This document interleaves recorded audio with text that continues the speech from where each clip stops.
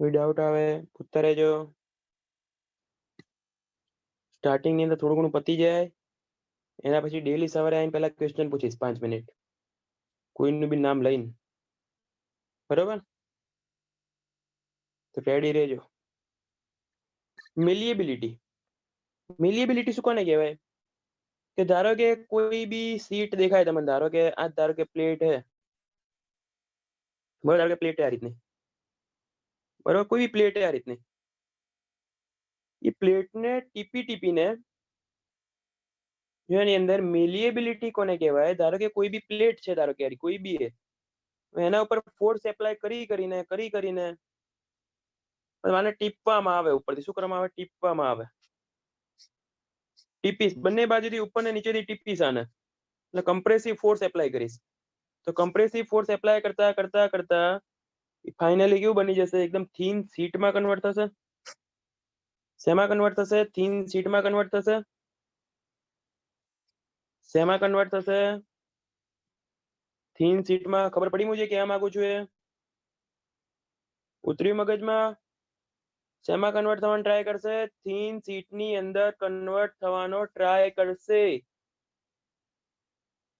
શું કીધું? મેલિએબિલિટી મતલબ કઈ ટાઈપનો ફોર્સ એપ્લાય કરવામાં આવે છે? કમ્પ્રેસિવ ટાઈપનો લોડ એપ્લાય કરવામાં આવે છે,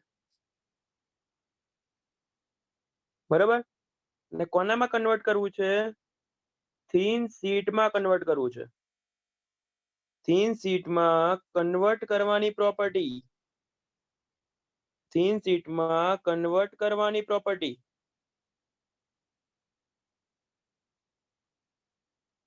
બરોબર, ધ્યાન રાખજો વસ્તુ ખાસ. ઉપરથી કમ્પ્રેસિવ લોડ એપ્લાય કરવાનો મતલબ થીન શીટમાં કન્વર્ટ કરવાની પ્રોપર્ટી. અવાજ નહીં આવતો? તકલીફ પડે છે અવાજમાં? જતીન જતીનને તકલીફ આવે છે કે બીજાને બી કોઈ તકલીફ આવે છે? જતીન જગ્યા ચેન્જ કરી જો. કોઈ બી તકલીફ આવે બિંદાસ કહી દેજો. મારામાં પ્રોબ્લેમ હશે હું જગ્યા બદલીશ, તમારામાં હશે તમે બદલજો, બરાબર? જો એની અંદર આ આપણી એક્ઝામમાં ડેફિનેશન આ રીતની પૂછાય છે, પણ આની અંદર પ્રોપર ડેફિનેશન શું આપી આની બુકમાં? પ્રોપર ડેફિનેશન શું આપી? It is a property of metal. It is a property of metal. It is a property of metal. એનું એ જ લખ્યું છે, property of metal due to which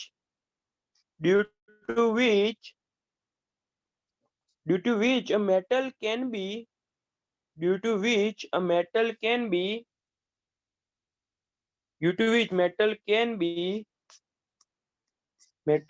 be converted into due to which metal can be converted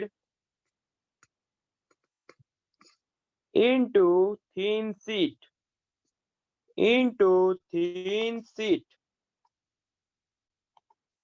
by pressing it. by pressing એટલે compressive force થયો.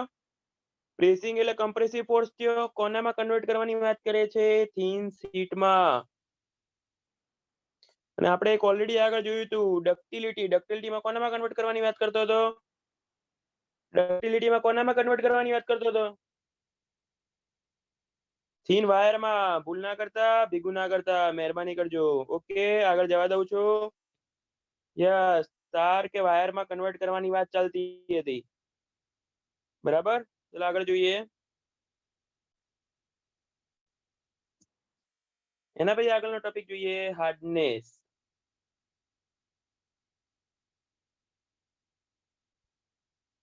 Hardness ની વાત કરશું. Hardness topic ડિટેલમાં, બહુ ડિટેલમાં ટેસ્ટ સાથે ભણવામાં આવે છે તમારે બિલ્ડિંગ મટીરિયલમાં અને ટ્રાન્સપોર્ટેશનમાં. અહીંયા હાર્ડનેસ વિશે મારે થોડુંક જ લખવું છે, વધારે નહીં. રેઝિસ્ટન્સ ટુ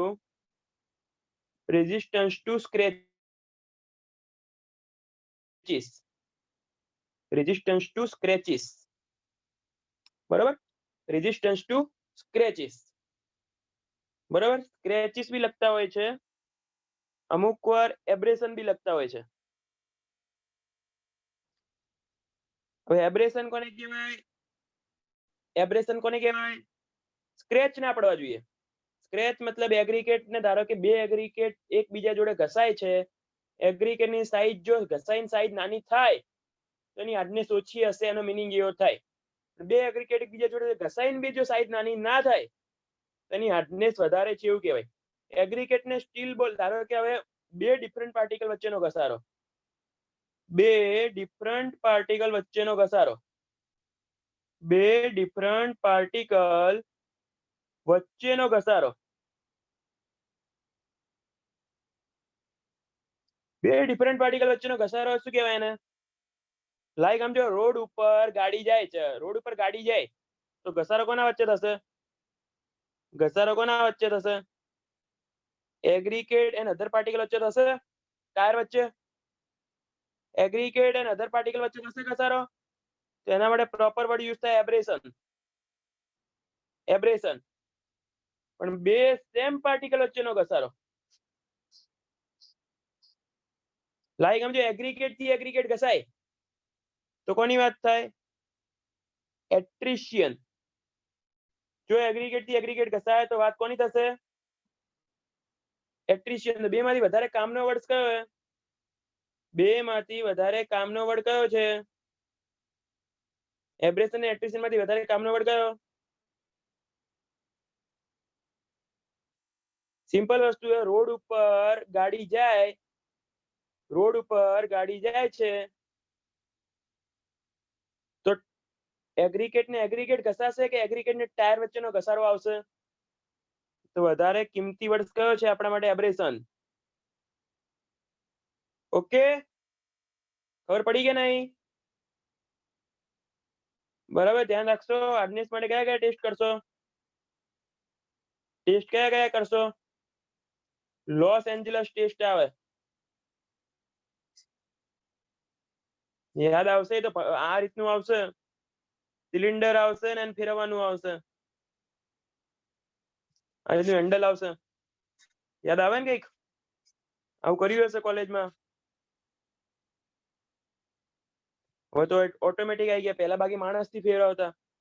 લોસ એન્જલસ આવે, ડોરી એબ્રેશન આવે. બધાનું નામ નહીં લખતો પણ સમજી જજો, તમારે આવશે ડોરી એબ્રેશન, બરોબર. એ બી આવે, એક હજી આવે ડોલી,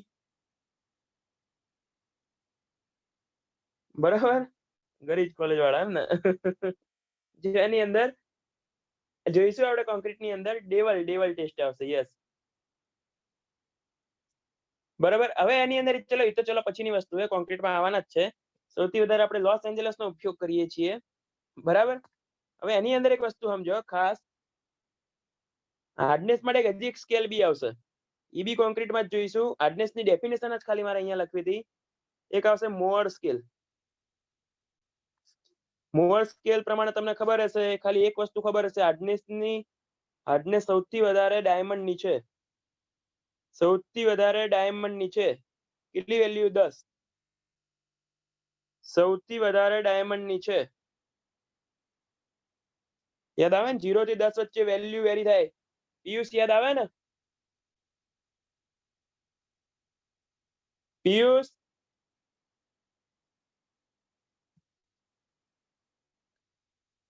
પિયુષ લાઈટ થાય છે કે નહીં?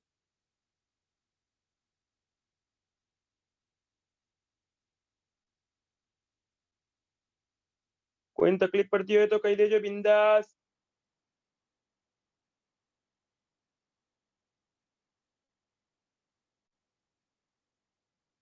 જો એમાં આગળ જઈએ,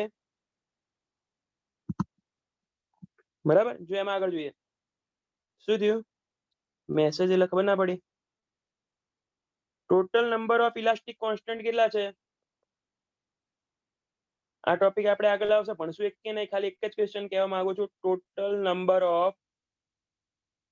નંબર ઓફ ઇલાસ્ટિક કોન્સ્ટન્ટ, જે ટોપિક આપણે આગળ જોઈશું, પણ કેટલા છે એ ખબર છે?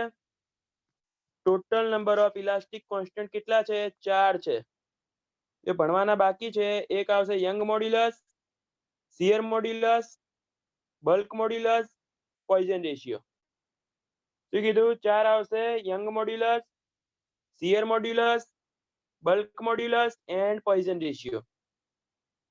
ઓકે, ખબર પડી?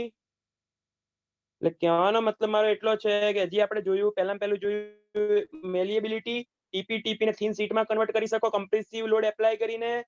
સેકન્ડ નંબરનું hardness, resistance to scratches, scratch કે એબ્રેશન કેવું જોવા ના મળે, બરોબર, એટલે એનો હાર્ડનેસ વધારે હશે, એનો મતલબ એવો થાય.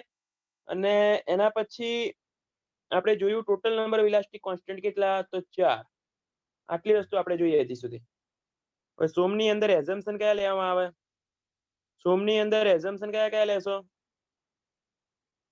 કોઈ બી સબ્જેક્ટ આવે એટલે એઝમ્પશન તો લેવા જ પડે ને. ના, એઝમ્પશન તો સોમમાં, આખા સોમમાં આવે. એઝમ્પશન યુઝડ ઇન સોમ ઈ તો છે જ, તો હું તમને વર્સેટાઇલ કહેવા માંગુ છું, બધી જગ્યાએ યુઝ થાય એવા, બધી જગ્યાએ આવે એવા. યસ, હોમોજીનિયસ આઇસોટ્રોપિક વાળા. ઇન્ડ્યોરન્સ લિમિટ આવશે પેલામાં, ફટીગમાં. ફટીગ વાળો કેસ આવે દે. ધારો કે કોઈ બોડી છે, સમજો કોઈ બી બોડી છે, એમાં ધારો કે એની અંદર આ ડાયરેક્શનમાં યંગ મોડ્યુલસ ધારો કે E1 છે, ધારો કે E1 છે, સમજો. તો આવી કોઈ બી ડાયરેક્શન હોય, અહીંયા ડાયરેક્શન લઈ લો, E1 જ આવશે. અહીંયા ધારો કે ડાયરેક્શન લઈ લો, E1 જ આવશે. આ ડાયરેક્શનમાં કોઈ બી પોઈન્ટ ઉપર એક જ ડાયરેક્શનમાં પ્રોપર્ટી સેમ હશે. પછી ધારો કે અંદર બીજી કોઈ વેલ્યુ લઈ લો, ધારો કે આ બાજુ શિયર મોડ્યુલસ G3 છે, કોઈ બી વેલ્યુ છે શિયર મોડ્યુલસની, તો એ ડાયરેક્શનમાં દરેક જગ્યાએ વેલ્યુ G3 જશે. એ ડાયરેક્શનમાં દરેક જગ્યાએ વેલ્યુ G3 જશે. ચલો બીજી કોઈ વેલ્યુ લઈ લો, ધારો કે આ ડાયરેક્શનમાં વેલ્યુ K2 છે, તો બધી જગ્યાએ વેલ્યુ K2 જ હશે. બધી જગ્યાએ વેલ્યુ કમ્પલસરી K2 હશે. સમજાણું કે નહીં? આઈડિયા આવ્યો? શું લખાય દેશી ભાષામાં? લખો, શું લખાય આને? at all point but in same direction. At all point but in same direction, property is same. At all point but in same direction, property is same. જો પ્રોપર્ટી સેમ આવે તો એને કહેવાય હોમોજીનિયસ. શું કહેવાય? હોમોજીનિયસ. નામ લખવાનું તો રહી ગયું આનું, નામ ઉપર લખવું હોવું જોઈએ, આટલું નીચે ના લખાય.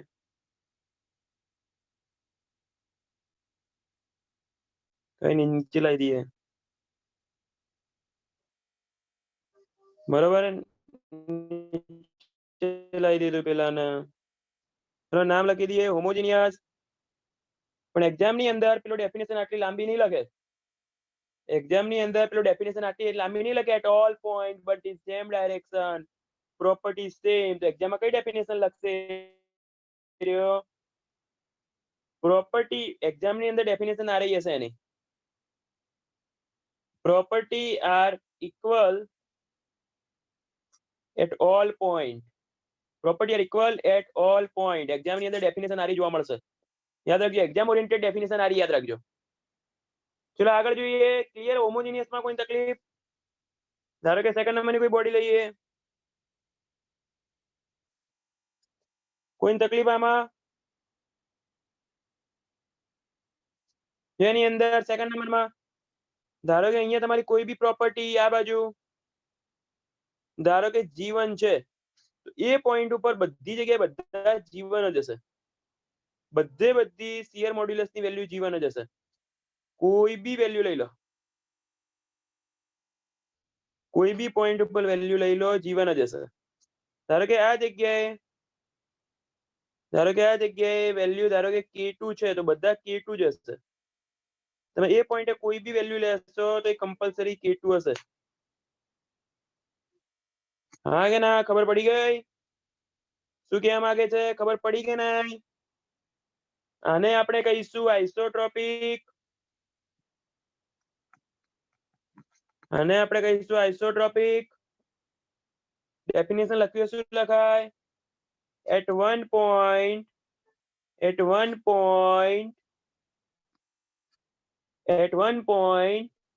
and in all direction. At one point and in all direction. And in all direction. If property is same is called isotropic. Clear? Clear થયું કે નહીં? શું કહેવા માંગુ છું એ? પણ એક્ઝામ ની અંદર આટલી લાંબી ડેફિનેશન નહીં લખે. એક્ઝામ ની અંદર ડેફિનેશન લખશે. એક્ઝામ ની અંદર ડેફિનેશન એટલી જ લખશે, property are equal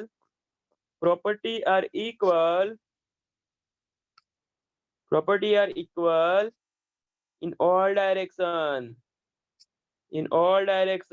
બરાબર? ભૂલ ના કરતા આની અંદર. આ એઝમ્પશન આપણે વર્સેટાઇલ બધી જગ્યાએ એઝમ્પશન લઈએ જ છીએ. આર્યું ત્રીજો ડાયાગ્રામ ડ્રો કરીશ, એ એઝમ્પશન નહીં લેતા, એ તો ખાલી ભણવામાં જ આવે. થર્ડ નંબરનો ડાયાગ્રામ જોઈએ. કે ધારો કે કોઈ બી પ્રોપર્ટી લઈએ, આ બાજુ ધારો કે તમારી પ્રોપર્ટી ધારો કે K1 છે. કોઈ બી 3 પરપેન્ડિક્યુલર ડાયરેક્શન લેવાની. ઓર્થોટ્રોપિક ની વાત કરું છું. કોઈ બી 3 પરપેન્ડિક્યુલર ડાયરેક્શન લઈશ. ઓર્થોગોનલ નો મતલબ જ એવો થાય પરપેન્ડિક્યુલર. ઓર્થોગોનલ નો મતલબ જ એવો થાય પરપેન્ડિક્યુલર. આ બાજુ K1 એનાથી પરપેન્ડિક્યુલર ડાયરેક્શન ની અંદર કમ્પલસરી વેલ્યુ અલગ હોવી જોઈએ, અને એનાથી પરપેન્ડિક્યુલર ડાયરેક્શન માં વેલ્યુ કમ્પલસરી પરપેન્ડિક્યુલર હોવી જોઈએ. આ ત્રણેય વચ્ચે જે એંગલ બની રહ્યો છે, તમને જે એંગલ દેખાય છે, ત્રણે એંગલ 90 ના છે. ત્રણે એંગલ કેટલાના છે? યસ, 90 ના છે. 90 ના એંગલે પ્રોપર્ટી ચેન્જ થઈ જાય, એને ઓર્થોટ્રોપિક કહેવાય. ધારો કે કોઈ બી એક્ઝામ્પલ લઈ લો. ધારો કે જો અહીંયા વેલ્યુ ધારો કે તમારી E2 હશે, તો એનાથી 90 ડિગ્રી એ ભૂલથી બી E2 નહીં હોય. 90 ડિગ્રી એનાથી ભૂલથી બી E2 નહીં હોય. બરાબર? કમ્પલસરી એંગલ કેટલા લેવાના છે? 90 ના એંગલ. તમને વિચાર આવતો હશે 90 નો એંગલ ક્યાં બને? 3D ઇમેજ છે, જે જગ્યાએ બેઠા છો ત્યાંથી ઘરનો ખૂણો જોઈ લો. ઘરનો ખૂણો મતલબ રૂમનો ખૂણો જોઈ લો. એ 90 ના 3 એંગલ દેખાઈ જશે. બરાબર? શું ડેફિનેશન લખીશ? આની ડેફિનેશન કોઈ દિવસ પૂછતા નહીં, પણ at one point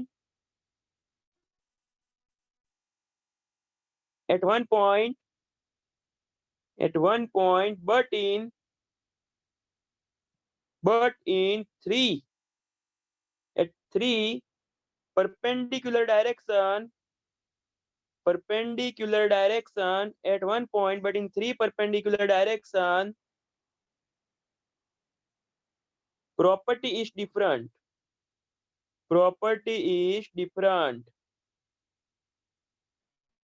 પરપેન્ડિક્યુલર શબ્દ ના વાપરવો હોય તો એની જગ્યાએ તમે ઓર્થોગોનલ ડાયરેક્શન બી વાપરી શકો.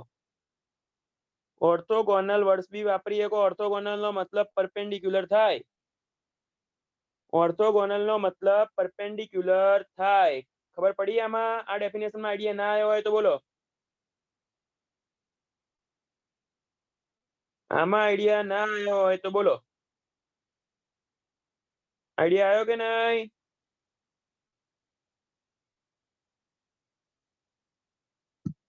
કોઈ એક પોઈન્ટે કમ્પલસરી 3 જ પરપેન્ડિક્યુલર ડાયરેક્શન, ચોથી ડાયરેક્શન ની સ્ટડી જ નહીં કરું. પ્રોપર્ટી અલગ અલગ હશે તો કમ્પલસરી એને ઓર્થોટ્રોપિક કહેવામાં આવશે. હવે ચોથો diagram, last diagram. Generally assumption માં પહેલા બે જ એઝમ્પશન લેતા હોય છે, છેલ્લા બે એઝમ્પશન ના કહેવાય. એક્ચ્યુઅલ માં તો એના બે નામ છે. આના નામ જોઈ લઈએ. નામ છે એનું એનાઇસોટ્રોપિક. એનાઇસોટ્રોપિક બી કહેવાય, નોન આઇસોટ્રોપિક બી કહેવાય. એનાઇસોટ્રોપિક બી કહેવાય અને નોન આઇસોટ્રોપિક પણ કહેવામાં આવે છે. જો એની અંદર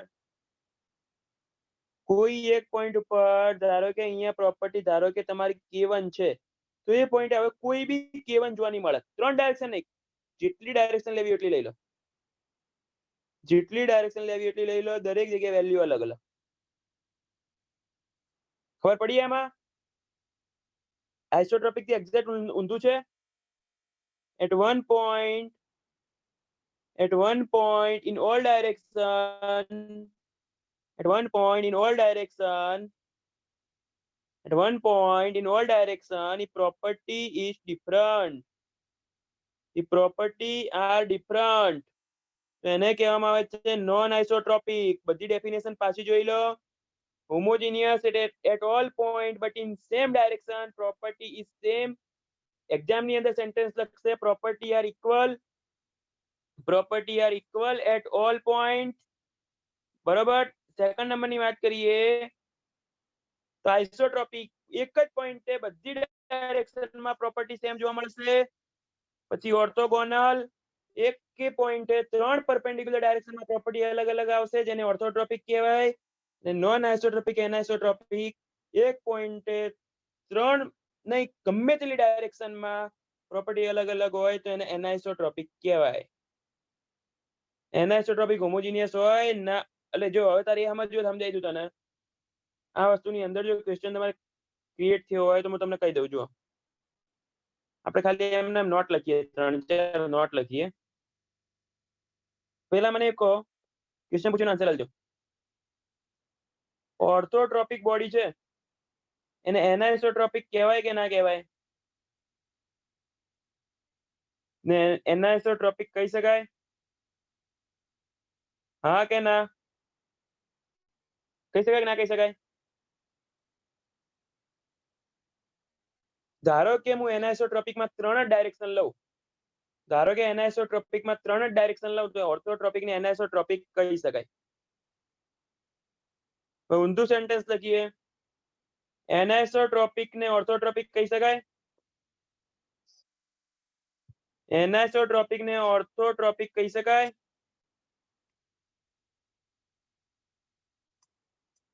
હા કે ના? ના કહી શકાય. કેમ? જો હું ડાયાગ્રામ બનાવું, આપણે પેલું ભણતા ને નાનપણમાં એ રીતનો ડાયાગ્રામ બનાવું. આ એનાઇસોટ્રોપિક છે જેની અંદર બધી ડાયરેક્શનો અલગ અલગ છે. એનો એક ભાગ ઓર્થોટ્રોપિક છે. ખબર પડી શું કીધું? ખબર પડી આમાં?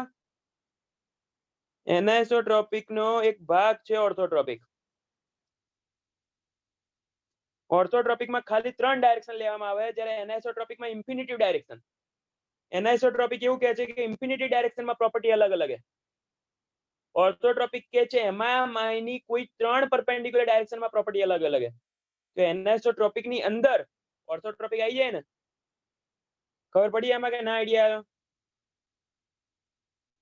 આઈડિયા આવ્યો કે નહીં?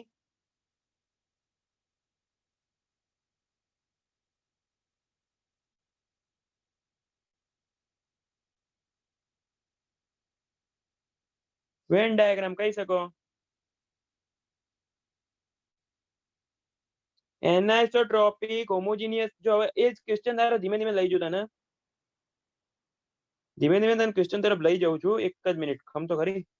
જો ધારો કે કોઈ બી બોડી છે. એ બોડી ની અંદર અહીંયા ધારો કે પ્રોપર્ટી K1 છે. જોજો અહીંયા K1 છે, અહીંયા K1 છે અને અહીંયા બી K1 છે. કોઈ એક બીજો પોઈન્ટ લીધો,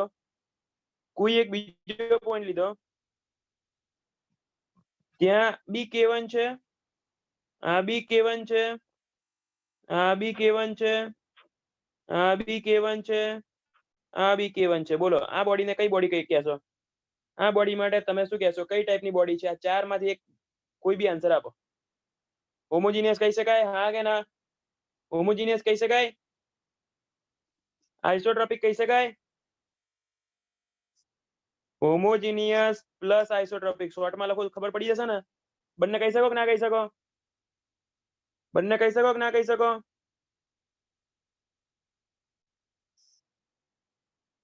ખબર પડી એમાં? બંને કહી શકાય? જો એની અંદર આગળ ક્વેશ્ચન ધીમે ધીમે તારો પેલો ક્વેશ્ચન હતો જે કે હમણાં 2 મિનિટમાં આવી જશે. આ K1 है, આ K1 है, આ K3 है, આ K3 है. બરાબર. આ K2 છે, આ K2 છે. બોલો કયું કહેવાય ને કયું ના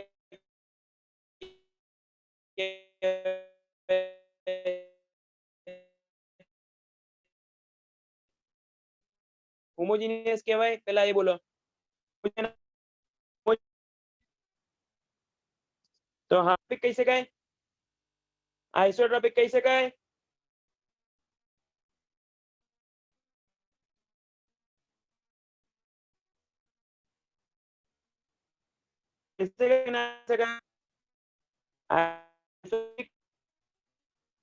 આઇસોટ્રોપિક કહી શકો. વાત છે. આવ્યો અવાજ આવે છે? અવાજ આવી ગયો ક્લીન? ક્લીન આવે છે, કપાઈને આવે છે, સાઉન્ડ ઇશ્યુ આવે છે?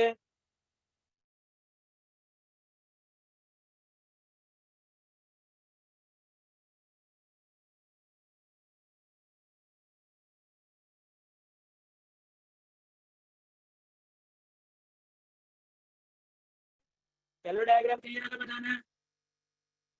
પહેલો ડાયાગ્રામ ક્લિયર? પહેલામાં ખબર ના પડી બોલો. બીજા ડાયાગ્રામમાં હોમોજીનિયસ કહેવાય? આઇસોટ્રોપિક કહી શકાય કે ના કહી શકાય? Isotropic yes or no? Isotropic yes or no? ધારો કે ત્રણ પરપેન્ડિક્યુલર ડાયરેક્શન, ધારો કે આ ત્રણ પરપેન્ડિક્યુલર ડાયરેક્શન છે એવું હું એઝ્યુમ કરી લઉં છું. ઓર્થોટ્રોપિક કહી શકાય? ઓર્થોટ્રોપિક કહી શકાય? એનાઇસોટ્રોપિક કહી શકાય? એનાઇસોટ્રોપિક કહી શકાય? એનાઇસોટ્રોપિક કહી શકો કે ના કહી શકો?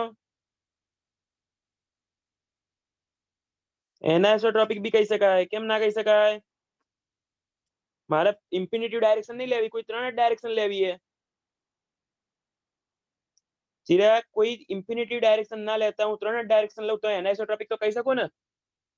કહી શકું કે ના કહી શકું?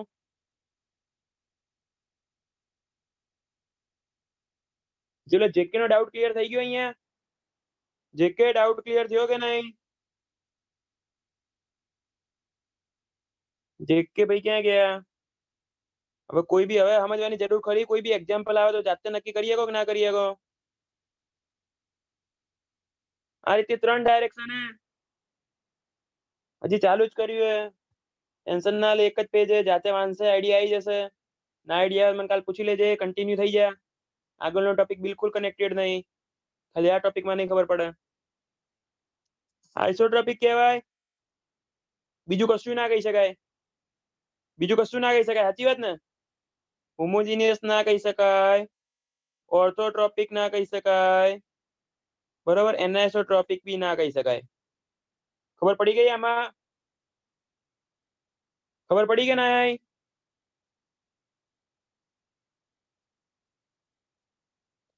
ના આઈડિયા આવ્યો? મિલવ મિલવ શેમાં આઈડિયા ના આવ્યો? એટલું જ કહેવા માંગે છે ત્રણ, કોઈ બી ત્રણ નહીં, મારે ઇન્ફિનિટી ડાયરેક્શન લઈ લો. એવું નહીં કહેતો ત્રણ ડાયરેક્શન, કોઈ બી ડાયરેક્શન ની અંદર પ્રોપર્ટી સેમ છે. જો એક પોઈન્ટ ઉપર દેખાય તો એને હું આઇસોટ્રોપિક કહી શકું? આઇસોટ્રોપિક કહી શકું કે ના કહી શકું? બરાબર. પણ હોમોજીનિયસ માટે હું હોમોજીનિયસ માટે હું પ્રોપર આન્સર ના આપી શકું. કેમ? હોમોજીનિયસ માટે મને બીજો ડાયાગ્રામ બી ડ્રો કરેલો આવવો જોઈએ. હવે આને હું એવું કહી શકું હોમોજીનિયસ નહીં. હવે આને હું કહી શકું હોમોજીનિયસ નહીં. સાચી વાત ને? મિલવ ક્લિયર થયું? મિલવ ક્લિયર થયું? હવે કોઈ બી આ રીતનો ડાયાગ્રામ આવે તો જાતે નક્કી કરી શકો, પણ આપણે ઓલમોસ્ટ એઝમ્પશન કયું લઈએ છીએ? This bodies are homogeneous and isotropic. આ એઝમ્પશન આપણે વર્સેટાઇલ બધી જગ્યાએ યુઝ કરશું. સાચી વાત ને? સાચી વાત ને? એક હોમોજીનિયસ માં કમ્પેરિઝન હોય એમ, એટલે ખબર ના પડી ક્વેશ્ચન શું કહેવા માંગે. ઓલમોસ્ટ એઝમ્પશન આ જ લઈએ છીએ, body are homogeneous and isotropic. એકવાર તો એફએમ ભણાવતા હતા, છોકરાને પૂછવામાં આવ્યું બર્નોલિસ ના એઝમ્પશન બોલો, તો ચાલુ કર્યું બોડીઝ આર હોમોજીનિયસ આઇસોટ્રોપિક. મેં કીધું, મેં પછી સમજાવ્યો, મેં કીધું સોમ હોય ને તો કોઈ બી જગ્યાએ બોલો ચાલે, પણ હવે તો ફ્લુડમાં આવી ગયો. બે પોઈન્ટ કમ્પેર કરે, બે પોઈન્ટ કમ્પેર કરવા જ પડે ને, બાકી કઈ રીતના કહી શકો આપણે? બે પોઈન્ટ ને કમ્પેર કર્યા વગર તો કહી જ ના શકીએ ને આપણે. બે પોઈન્ટ ને કમ્પેર કર્યા વગર તો કઈ જ ના શકીએ. બરાબર, ક્લિયર આટલી વસ્તુ? ચલો આગળ જઈએ. આગળ જઈએ.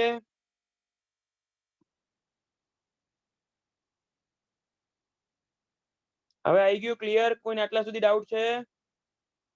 કઈ વાંધો નહીં, નીકળી ગયા કહી દેવાનું. એ તો એકનું એક જો બીજી વાર સાંભળશે તો એવું તો હે નહીં, ઉલટાનો ફાયદો જ છે. તો ફેક્ટર ઓફ સેફ્ટી ની વાત કરીએ. ફેક્ટર ઓફ સેફ્ટી ની વાત કરીએ. ફેક્ટર ઓફ સેફ્ટીમાં ઘણા લોકો બહુ ગૂંચવાતા હોય છે. ફેક્ટર ઓફ સેફ્ટી ઘણા લોકો બહુ ગૂંચવાતા હોય છે. જોઈએ શું છે. કશું નહીં. ફેક્ટર ઓફ સેફ્ટી ની અંદર ઇક્વેશન એવું છે, ધારો કે ડક્ટાઇલ બોડી છે. ડક્ટાઇલ બોડી છે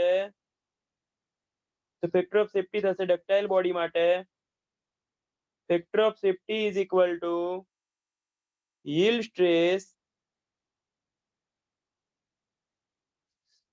stress upon design stress. યાદ કરો, હું તમને જસ્ટ એક્ઝામ્પલ આપું. કોઈ એક્ઝામ્પલ આપું. ધારો કે માઇલ્ડ સ્ટીલ LSM પ્રમાણે તમે જ્યારે ભણશો કોન્ક્રીટ ની અંદર ત્યારે તમારી વેલ્યુ આવશે આ રીતની RCC ની અંદર. ત્યારે factor of safety is equal to તમે આ રીતનું લેશો. ડિઝાઇન સ્ટ્રેસ લેવામાં આવે નીચેની બાજુ ડિઝાઇન સ્ટ્રેસ FY, જેના માટે હું ડિઝાઇન કરવા નીકળ્યો છું. ના, ભૂલ થઈ ગઈ. ડિઝાઇન સ્ટ્રેસ ધારો કે yield સ્ટ્રેસ FY છે, જેના માટે મેં બનાવ્યું છે બોડી, જેના માટે બનાવી છે. ડિઝાઇન હું ધારો કે કરું છું આના માટે. આ રીતની વેલ્યુ ભણશો એટલે ફેક્ટર ઓફ સેફ્ટી તમારો આવશે 1.15. કોઈને યાદ આવતું હશે? આ વેલ્યુ યાદ આવતી હશે કોઈને? એટલે કહેવાનો મતલબ શું છે? આ વસ્તુ કહેવા શું માંગે? આ વસ્તુ કહેવા શું માંગે છે કે FY ડિઝાઇન ઓછા માટે કરવાનું. આ તો એવું જ થયું ને. જે ખરેખર એની વેલ્યુ કેટલી છે? yield stress. ડિઝાઇન કોના માટે કરું છું? ઓછા માટે. શું ખરેખર એવું હોય? ડિઝાઇન ઓછા માટે કરીએ આપણે? ડિઝાઇન ઓછા માટે કરીએ?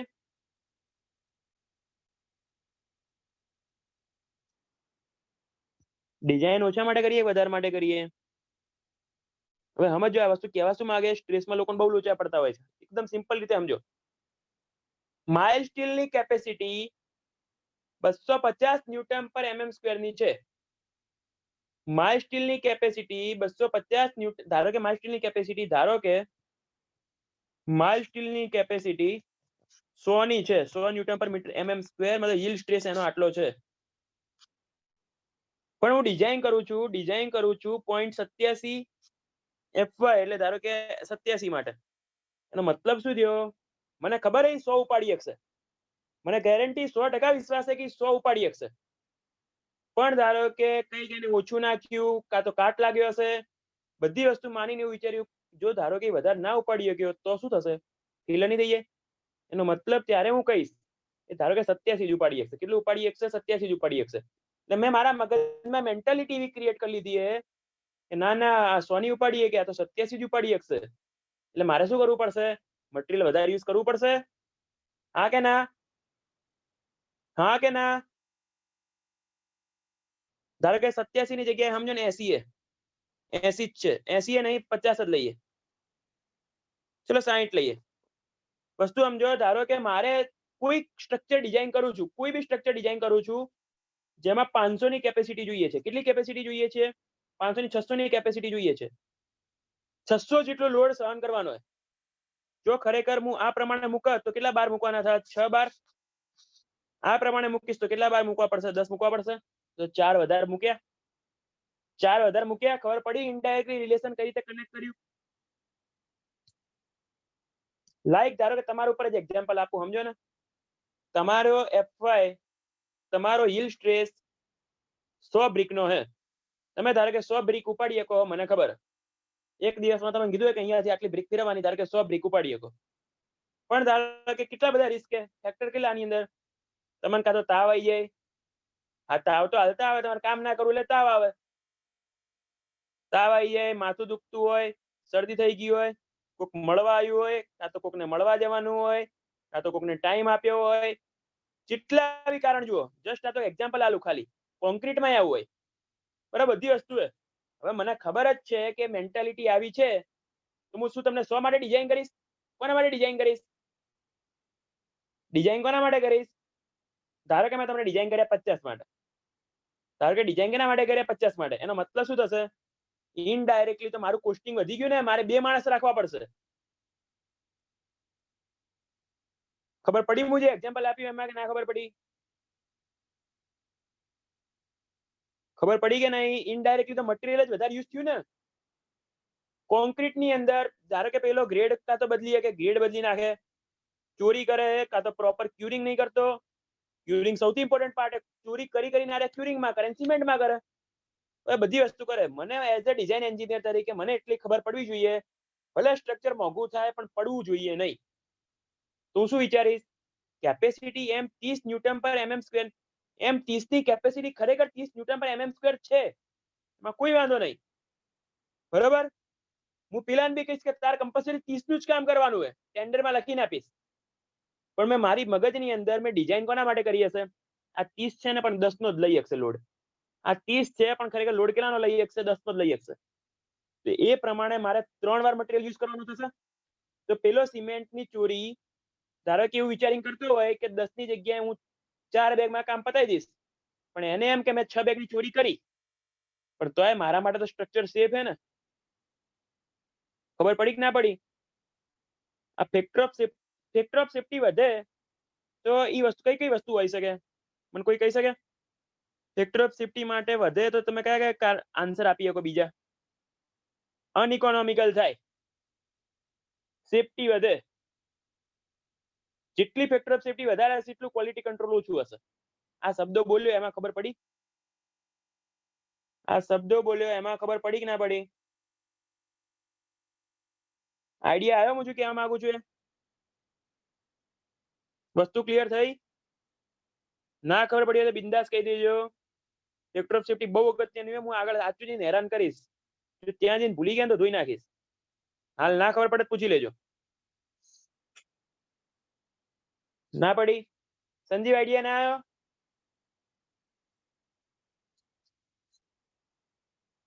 જો એની અંદર સમજ, એક્ઝામ્પલ સમજ. M30 છે, કેટલો લોડ લઈ શકે? એ તો કન્ફર્મ હે. ક્યુબ મેં લેબોરેટરીમાં ટેસ્ટ કર્યો, 30 ન્યૂટન પર mm સ્ક્વેર. સમજજે, આ વસ્તુ મને ખબર હે, આ વસ્તુ મને ખબર હે, તમને ખબર હે, બધાને ખબર હે, બરાબર. આપણે ડિઝાઇન કરી નાખ્યું એના માટે. ડિઝાઇન મતલબ આટલી વેલ્યુ છે એની. હવે ખરેખર હું માનીને શું ચાલુ? હું ડિઝાઇન કોના માટે કરું છું? 10 માટે. ખરેખર 30 છે પણ હું ડિઝાઇન કેટલા માટે કરું છું? 10 માટે. ફેક્ટર ઓફ સેફ્ટી કેટલો થયો? 3 નો થયો. ફેક્ટર ઓફ સેફ્ટી કેટલો થયો? 3 નો થયો. સમજો કે મતલબ ફેક્ટર ઓફ સેફ્ટી 3 નો થયો, મતલબ 10 30 ની જગ્યાએ 10 નું, મતલબ ખરેખર એની તાકાત 30 ની છે, પણ હું શું માનીને ચાલુ છું? ના ના, એની તાકાત તો 10 ની જ છે. તો 10 ની તાકાત હે, મારે આટલી તાકાત જોઈતી હોય તો મારે ગુણ્યા 3 જેટલું મટીરિયલ યુઝ કરવું પડશે. હા કે ના? હા કે ના? તો થઈ ગયું મટીરિયલ એક્સ્ટ્રા યુઝ. ખબર પડી કે ના પડી? સંજીવ, સંજીવ, રુચિ, સ્નેહા, ખબર પડી કે નહીં? મેહુલ, ક્વોલિટી કંટ્રોલ કેમ ઓછું કીધું? હવે સાંભળો, એ ખાલી હું એક વસ્તુ સમજાવવા માંગુ. ધારો કે 2 કોન્ટ્રાક્ટર હે, ચલો ચિરાગભાઈ તમે તો એન્જિનિયર હો, સાઇટ એન્જિનિયર. હવે હું તમને એક વસ્તુ કહું, ખાલી સાંભળો. ફેક્ટર ઓફ સેફ્ટી 3 નો તમે રાખ્યો હે. 2 કોન્ટ્રાક્ટર હે, તમને ખબર હે કે આ કોન્ટ્રાક્ટર હાડો કામ બગાડશે. આ કોન્ટ્રાક્ટરના કામકાજ એવા વાહિયાત હોય ને, ક્યારે સિમેન્ટમાં ચોરી કરશે, આમે ચોરી કરશે, બધામાં ચોરી કરવાનો. આ ખરેખર લાયક જ નહીં. અને તમે ડિઝાઇન એન્જિનિયર હોય તો તમે શું કરો? તમે ડિઝાઇન એન્જિનિયર હોય તો તમે શું કરશો? ડિઝાઇન એન્જિનિયર તમે હોય તો તમે શું કરશો? વધુ રાખી કહેવાનું, પણ વધુ શું રાખવાનું? એને નહીં કહેવાનું કશું, કહેવાનું બધું કરવાનું આપણે જ છે, એને કશું કહેવાનું નહીં. એને ખબર જ નહીં ટેન્ડરમાં શું છે. ફેક્ટર ઓફ સેફ્ટી વધારી દઈશ. શું કરી દઈશ? એને નહીં કહું, પણ ફેક્ટર ઓફ સેફ્ટી વધારી દઈશ. મારું સ્ટ્રક્ચર તો સેફ થઈ ગયું ને? ખબર પડી ગઈ હવે કે હજી આની અંદર કઈ ડિટેલમાં લઈ જવું પડશે? હવે આઈડિયા આવ્યો? પેલું ક્વોલિટી કંટ્રોલ વાળું હું ખાલી આટલું જ કહેવા માંગતો હતો. જો મારે ફેક્ટર ઓફ સેફ્ટી 3 ની જગ્યાએ 5 કરવો પડે, મતલબ મને ક્વોલિટી ઉપર ડાઉટ છે. ખબર પડી? ક્વોલિટી ઉપર ડાઉટ છે, કાં તો પછી બીજા બી ઘણા બધા રીઝન હોઈ શકે છે. મને ધારો કે કાં તો બહુ ઇમ્પોર્ટન્ટ સ્ટ્રક્ચર છે, ધારો કે હું કોક સ્ટ્રક્ચર ધારો કે અહીંયા બનાવું છું, એની જગ્યાએ દરિયા કિનારે બનાવતો હોઉં તો મારે રિસ્ક વધારે હોય. પછી ધારો કે ડેમ એક જ વાર બનવાનો હોય 100 વર્ષમાં, બરોબર?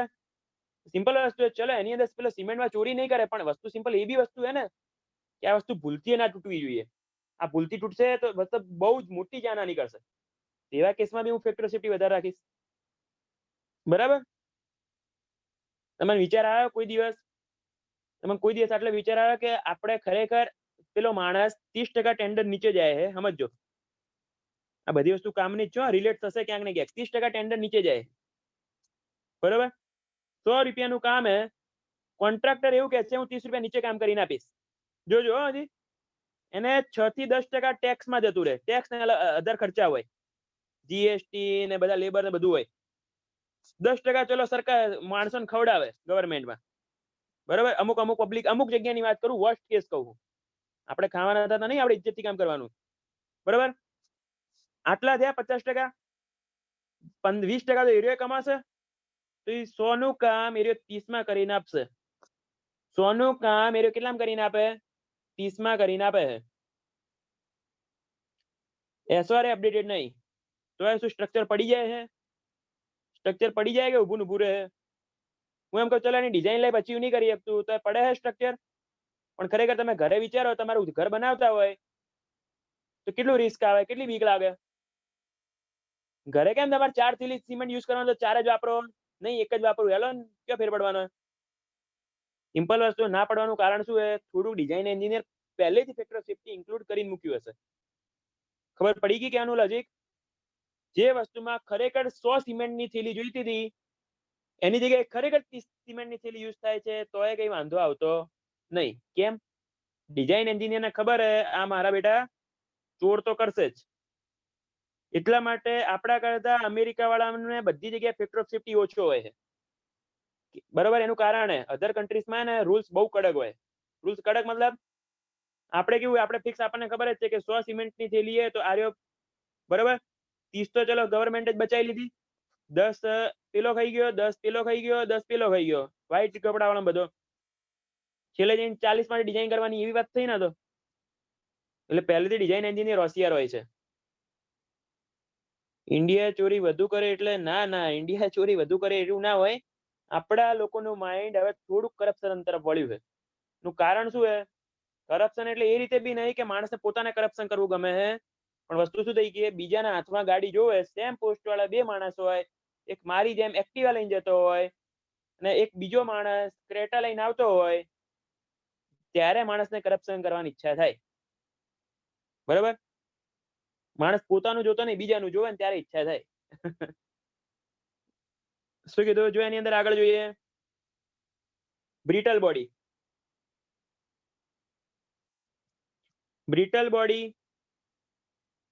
બ્રિટલ બોડીની અંદર ફેક્ટર ઓફ સેફ્ટી ફોર્ચ્યુનર નામે તો ભૂલથી ના જોવાય. જો આપણે એઝ અ તમારે જોબ કરવી જોઈએ એન્જિનિયર તરીકે, આખી જિંદગી તો ફોર્ચ્યુનરના સપના નહીં જોવાના. બરોબર?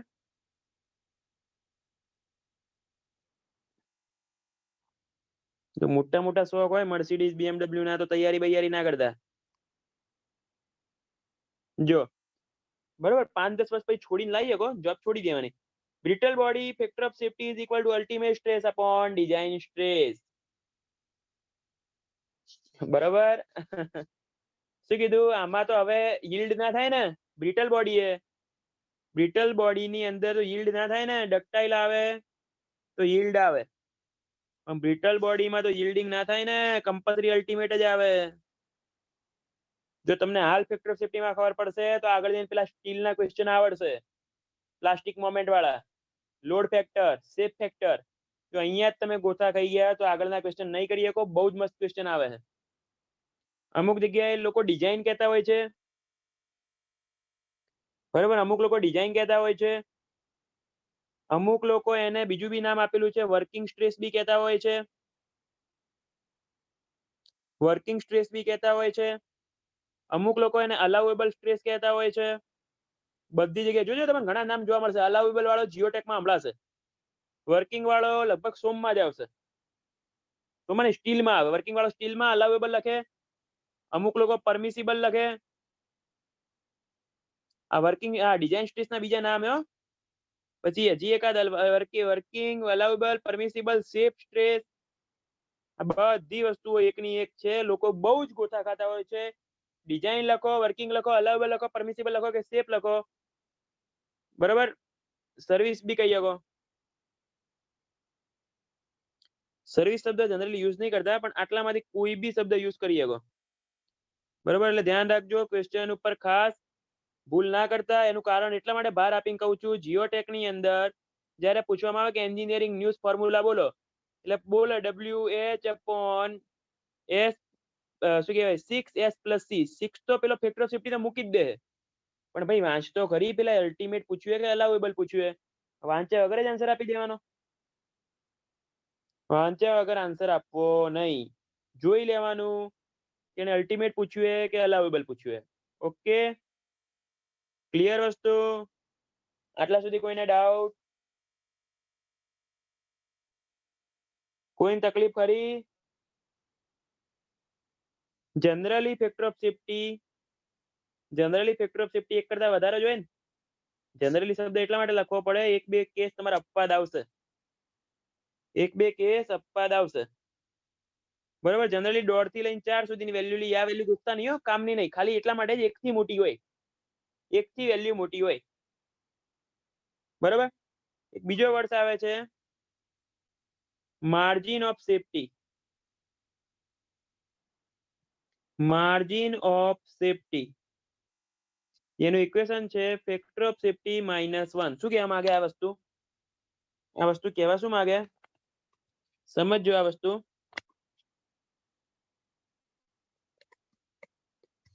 ફેક્ટર ઓફ સેફ્ટી -1 શું કહેવા માંગે છે? એની શું ઈચ્છા છે કહેવાની?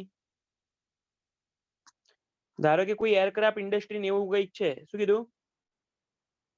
એરક્રાફ્ટ કે કોઈ એવી ઇન્ડસ્ટ્રી છે, એરક્રાફ્ટ છે કે ધારો કે કઈ બી વિચાર કરો ને, ઇન્ડસ્ટ્રી મતલબ એ ટાઈપનું એકદમ ક્વોલિટી સાથે કામ કરવું હોય, એકદમ ક્વોલિટી સાથે કામ કરવાનું હોય. એમાં માઇક્રો લેવલે જોવામાં આવે, ક્યાંય કોઈ વધારે નહીં રહી જતું ને, એવી જગ્યાએ શું ફેક્ટર ઓફ સેફ્ટી એટલો બધો ના રાખતા, થોડોક ફેક્ટર ઓફ સેફ્ટી ઓછો રાખી શકાય છે.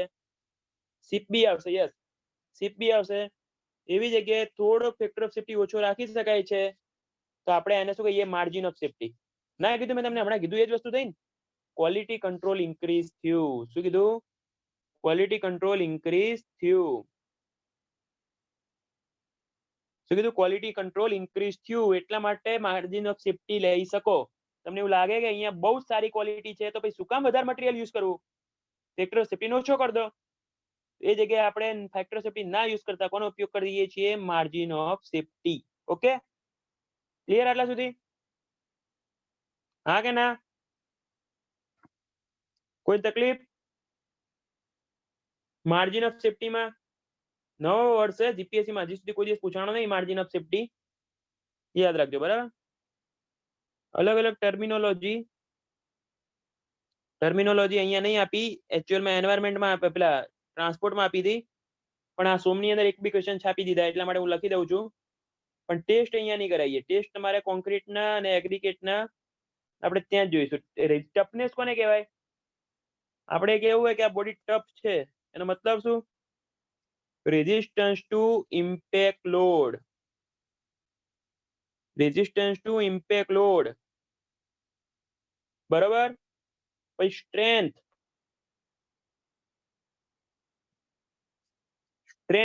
કોને કહેવાય? Resistance to gradual load. Resistance to gradual load. આપણે તો બધી વસ્તુ સ્ટ્રેન્થ જ કહેતા હોઈએ, ભલે ગ્રેજ્યુઅલ લોડ ખમે કે ઇમ્પેક્ટ લોડ ખમે, આપણે તો એવું જ કહીએ આની તો ભાઈ સ્ટ્રેન્થ જોરદાર. એવું ના હોય. ટેકનિકલ પોઈન્ટ ઓફ વ્યૂ અલગ વર્ડ યુઝ થાય છે. જો ગ્રેજ્યુઅલ લોડ સામે ખમી શકવાની કેપેસિટી એની વધારે હોય તો એને સ્ટ્રેન્થ કહેવાય. ઇમ્પેક્ટ લોડ સામે ખમી શકવાની કેપેસિટી વધારે હોય તો એને ટફનેસ કહેવાય. બરાબર? ખબર પડી જે બોલું છું એમાં? खबर पड़ी क्या नहीं? Toughness, strength, hardness. Toughness, strength, hardness. Impact ને ગ્રેજ્યુઅલ નો ડિફરન્સ શું? હજી આગળ આવવાનો જ હતો ટોપિક, પણ ઇમ્પેક્ટ એટલે સમજ ને. સિમ્પલ વસ્તુ છે. આ જગ્યાએ કોઈક તું પાઇલ લોડ ટેસ્ટ કરે છે, ઉપરથી હેમર માર કરે, હેમર મારી, આ બીજી વાર હેમર મારી, આ ત્રીજી વાર હેમર મારી, આ ચોથી વાર હેમર મારી, એટલે હેમર તો કેવી મારે આમ ધાર દઈને મારે ને, ઇમ્પેક્ટ લોડ કહેવાય. બ્રેક ને ઉપરથી છોડી દેવામાં આવે, કેવો લોડ કહેવાય? જમીન ઉપર અથડાય, ઇમ્પેક્ટ લોડ કહેવાય. બરોબર? ખબર પડે ઇમ્પેક્ટ લોડ ના કોઈ બી એક્ઝામ્પલ? કોન્ક્રીટના ક્યુબને 1.5-2 મીટર ઉપરથી નાખી દે, કયું થશે? ઇમ્પેક્ટ લોડ કહેવાય. અને ગ્રેજ્યુઅલ એટલે શું હે? ધીમે ધીમે લોડ ઇન્ક્રીઝ કરતા જઈએ, ધીમે લોડ ઇન્ક્રીઝ કરતા જઈએ, એને આપણે શું કહીએ? ગ્રેજ્યુઅલ કહીએ. ઇમ્પેક્ટ ને સડન અલગ અલગ. ઇમ્પેક્ટ ને સડન વાળી વસ્તુ આગળ લઈશ, એ તમને આગળ જ સમજાઈશ. ના, ઇમ્પેક્ટ ને સડન માં થોડો ફરક છે. એક્ઝામ ઓરિએન્ટેડ કોઈ ફરક નહીં, એક્ઝામમાં આન્સર સરખા જ આવે. એક્ઝામ ઓરિએન્ટેડ તમે ઇમ્પેક્ટ ને સડન એક જ લેશો તો ચાલશે. શું કીધું? પણ ખાલી ઇન્ટરવ્યુ પર્પઝ હું તમને એના અલગ અલગ ડેફિનેશન કહીશ. એક્ઝામ ની અંદર ન્યુમેરિકલ આવશે હમણાં આગળ, ત્યારે હું તમને કહીશ ઇમ્પેક્ટ ને સડન બંને એક જ છે. ઓકે, બાકી હાલ પૂરતી ખબર પડી ને? બરાબર, જોઈએ એમાં આગળ જોઈએ. હાર્ડનેસ ની વાત કરીએ. હાર્ડનેસ એટલે તો હમણાં કીધું હતું, રેઝિસ્ટન્સ ટુ સ્ક્રેચીસ. બ્રેક ઉપર નખ ફેરવીને જોઈ લેવાનું સ્ક્રેચ પડે કે નહીં પડતા. સ્ટીફનેસ બહુ જ કામનો વર્ડ છે, લોકો બહુ જ ભૂલ કરતા હોય છે આ સ્ટીફનેસ ની અંદર. હું તમને હાલ યાદ રાખજો, હું તમને જસ્ટ કાલ કે પરમ દિવસના લેક્ચરમાં પાછું યાદ કરાઈશ, ત્યારે આન્સર મળવો જોઈએ આનો. કાલ કે પરમ દિવસના લેક્ચરમાં આવશે એટલે હું કહીશ તમને. સ્ટીફનેસ યાદ આવે છે? બરોબર. Resistance to deformation. Resistance to deformation મતલબ ઓછું એલોંગેશન થાય, ઓછું કોન્ટ્રાક્શન થાય, ઓછું બેન્ડ થાય, એની વાત છે. ડિફોર્મેશન નો મતલબ બધી વસ્તુ આવી ગઈ. એ સ્લોપ આવે તો બી ડિફોર્મેશન કહેવાય, બેન્ડ થાય તો બી ડિફોર્મેશન કહેવાય, ડિફ્લેક્શન આવે તો બી ડિફોર્મેશન કહેવાય, એલોંગેશન આવે તો બી એને ડિફોર્મેશન કહેવાય, કોન્ટ્રાક્શન આવે તો બી એને ડિફોર્મેશન કહેવાય. પ્રોપર ગુજરાતી વર્ડ છે એમ ને. ડિફોર્મેશન જો, ડિફ્લેક્શન કોને કહેવાય? આ તમારો ફિક્સ, ધારો કે આ સિમ્પલ સપોર્ટ કઈ બી હે, ડિફ્લેક્શન નો મતલબ કઈ બી લોડ આવ્યો હશે, ધારો કે આ નીચેની બાજુ આમ બેન્ડ થયું, તો આ ડિફ્લેક્શન કહેવાય. ધારો કે કેન્ટિલીવર બીમ ઉપરથી લોડ આપ્યો, કઈ બી આપ્યો, આ ધારો કે આ રીતે બેન્ડ થયું, તો એ ડિફ્લેક્શન કહેવાય. બરોબર. ધારો કે પછી આ હિન સપોર્ટ હે, રોલર સપોર્ટ હે, કઈ બી લોડ આવે તો અહીંયાથી આર્યું રોટેટ થશે, અહીંયાથી આર્યું રોટેટ થશે. ફિક્સ કોઈ દિવસ રોટેટ નહીં થાય, ફિક્સ રોટેટ નહીં થાય. તો આર્યું હે ને, કેમ કે હિન સપોર્ટ હોય ને એટલે રોટેટ થાય. તેને શું કે સ્લોપ આવશે, રોટેશન આવશે, સ્લોપ આવશે, રોટેશન આવશે. ડિફ્લેક્શન ખબર પડી, સ્લોપ ખબર પડી. જોજે ખાલી ટર્મિનોલોજી સમજાવું, બીજું કઈ નહીં. આપણે તો બધી ટર્મિનોલોજી એકની એક જ કહેતા હોઈએ છીએ. એલોંગેશન તો ખબર પડે, આ બીમને ટેમ્પરેચર વધ્યું એટલે લંબાઈ વધી એટલે એલોંગેશન. કોન્ટ્રાક્શન એટલે ટેમ્પરેચર ઘટવાના કારણે, ધારો કે ઘટ્યું એટલે કોન્ટ્રાક્શન. ખાલી ટેમ્પરેચર નહીં, કમ્પ્રેસિવ ટેન્સાઇલ ફોર્સના કારણે થયું હોય તો બી એલોંગેશન, કોન્ટ્રાક્શન કહેવાય. બરોબર, ખબર પડે છે હું જે કહું છું એ? આ ટર્મિનોલોજી બોલે એમાં ખબર પડી? આપણે બધાને એક જ કહેતા હોઈએ છીએ એટલે બહુ લોચા પડે. બોલો, આમાં કોઈ તકલીફ પડી હોય તો બોલો. Stiffness clear? રોહન, ના ખબર પડી? રોહનભાઈ બોલતા નહીં. પડી ને, બોલજો પાછા. ડ્યુરેબિલિટી. ડ્યુરેબિલિટી એટલે resistance to weathering effect. Weathering effect. Weather ને ક્લાઇમેટમાં શું ડિફરન્સ છે? એમને ખાલી પૂછું. વેધર ને ક્લાઇમેટમાં શું ડિફરન્સ છે? વેધર નું ગુજરાતી શું થાય? પહેલા તો એ બોલો. વેધર નું ગુજરાતી શું થાય? હવામાન. અને ક્લાઇમેટ નું? ક્લાઇમેટ નું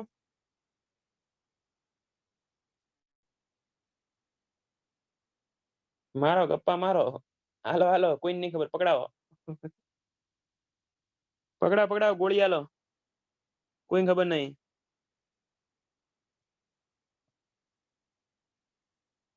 જો ખાલી એમ ને એમ આબોહવા એટલે હવામાન એટલે વેધર ને આબોહવા એટલે ક્લાઇમેટ. જો વાતાવરણની ટૂંકા ગાળાની પરિસ્થિતિ હોય મતલબ ખાલી 24 કલાક પૂરતું કહેવું હોય તો એને વેધર કહેવાય, અને લાંબા ગાળાની 32-35 વર્ષ સુધીની તમારે ઇફેક્ટ લેવી હોય તો એને આબોહવા કહેવાય, ક્લાઇમેટ કહેવાય. બરાબર? આ ખબર હોવી જોઈએ, આપણે બધું એકનું એક જ કહેતા હોઈએ છીએ. અને ઇન્ડિયામાં એની સંસ્થા આવેલી છે દિલ્હીમાં, જે તમને ઇન્ડિયન ડેઇલી વેધર રિપોર્ટ આપે છે સવારે 8:30 અને સાંજે 5:30. અને ગુજરાતમાં એની સંસ્થા આવેલી છે અમદાવાદ. પૂછાઈ ગયેલો ક્વેશ્ચન. એનું કારણ એટલા માટે અરે ભૂગોળ મસ્ત કર્યું, મેં બહુ મસ્ત કર્યું ભૂગોળ. તકલીફ પડે તો કહેજો. ભૂગોળમાં ખારી પ્રેક્ટિસ કરી, કોઈક દિવસ કામ આવશે તમારે. હા તો વચ્ચે ઈચ્છા થઈ જાય તારે કોઈક દિવસ એક જ ટોપિક લેવાની તો વાંધો ના આવે ને. હા બીજું કઈ લખ્યું નહીં, હવામાન ને આબોહવા. ભૂગોળ ફેવરેટ સબ્જેક્ટ હતો, બીજું કઈ નહીં. પણ મેળ ના આવે વાંચવાનો કોઈ દિવસ. ઓકે, કઈ રીતના વરસાદ આવે નહીં આવતો, ઇન્ડિયન ડેઇલી વેધર રિપોર્ટ. બરાબર, બધી નદીઓ ડેમ બેમ ને બધું હે, પણ હાલ આપણા માટે કામનું નહીં. કામનું તો હે, તમારા માટે તો કામનું જ છે ને. કેમ કામનું નહીં? ભૂલથી બોલાઈ ગયું. ઘણું કામનું હે. બરાબર, 10 થી 15 માર્ક્સ અપાવે છે. જો એની અંદર પાછા આવી જઈએ આપણે. ડ્યુરેબિલિટી એટલે resistance to weathering effect. Weathering effect એટલે સિમ્પલ વસ્તુ છે કે તમે કોઈ વસ્તુ અહીંયા બનાવો છો અને દરિયા કિનારે બનાવો છો તો ત્યાં વેધરિંગ ઇફેક્ટ નહીં આવે? વેધરિંગ ઇફેક્ટ આવશે ને? શું કીધું? વેધરિંગ ઇફેક્ટ આવશે.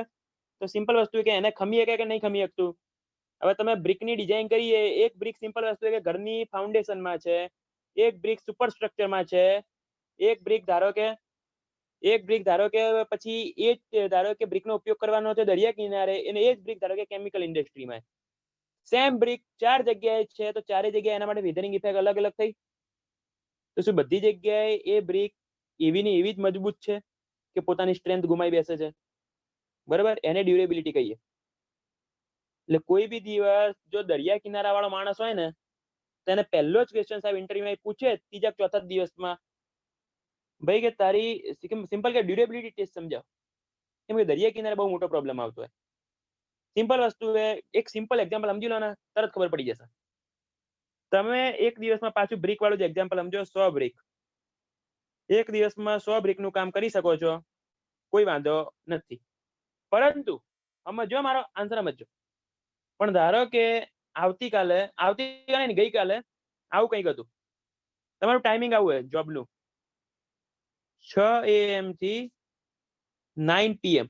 આટલું બધું ના હોય, ખાલી આ તો કીધું ઊંધું હોય. બરોબર, થોડું વધારે લખાઈ ગયું. જુઓ, પણ સવારે આયા ને 6 વાગે આયા, 4°C ટેમ્પરેચર હતું.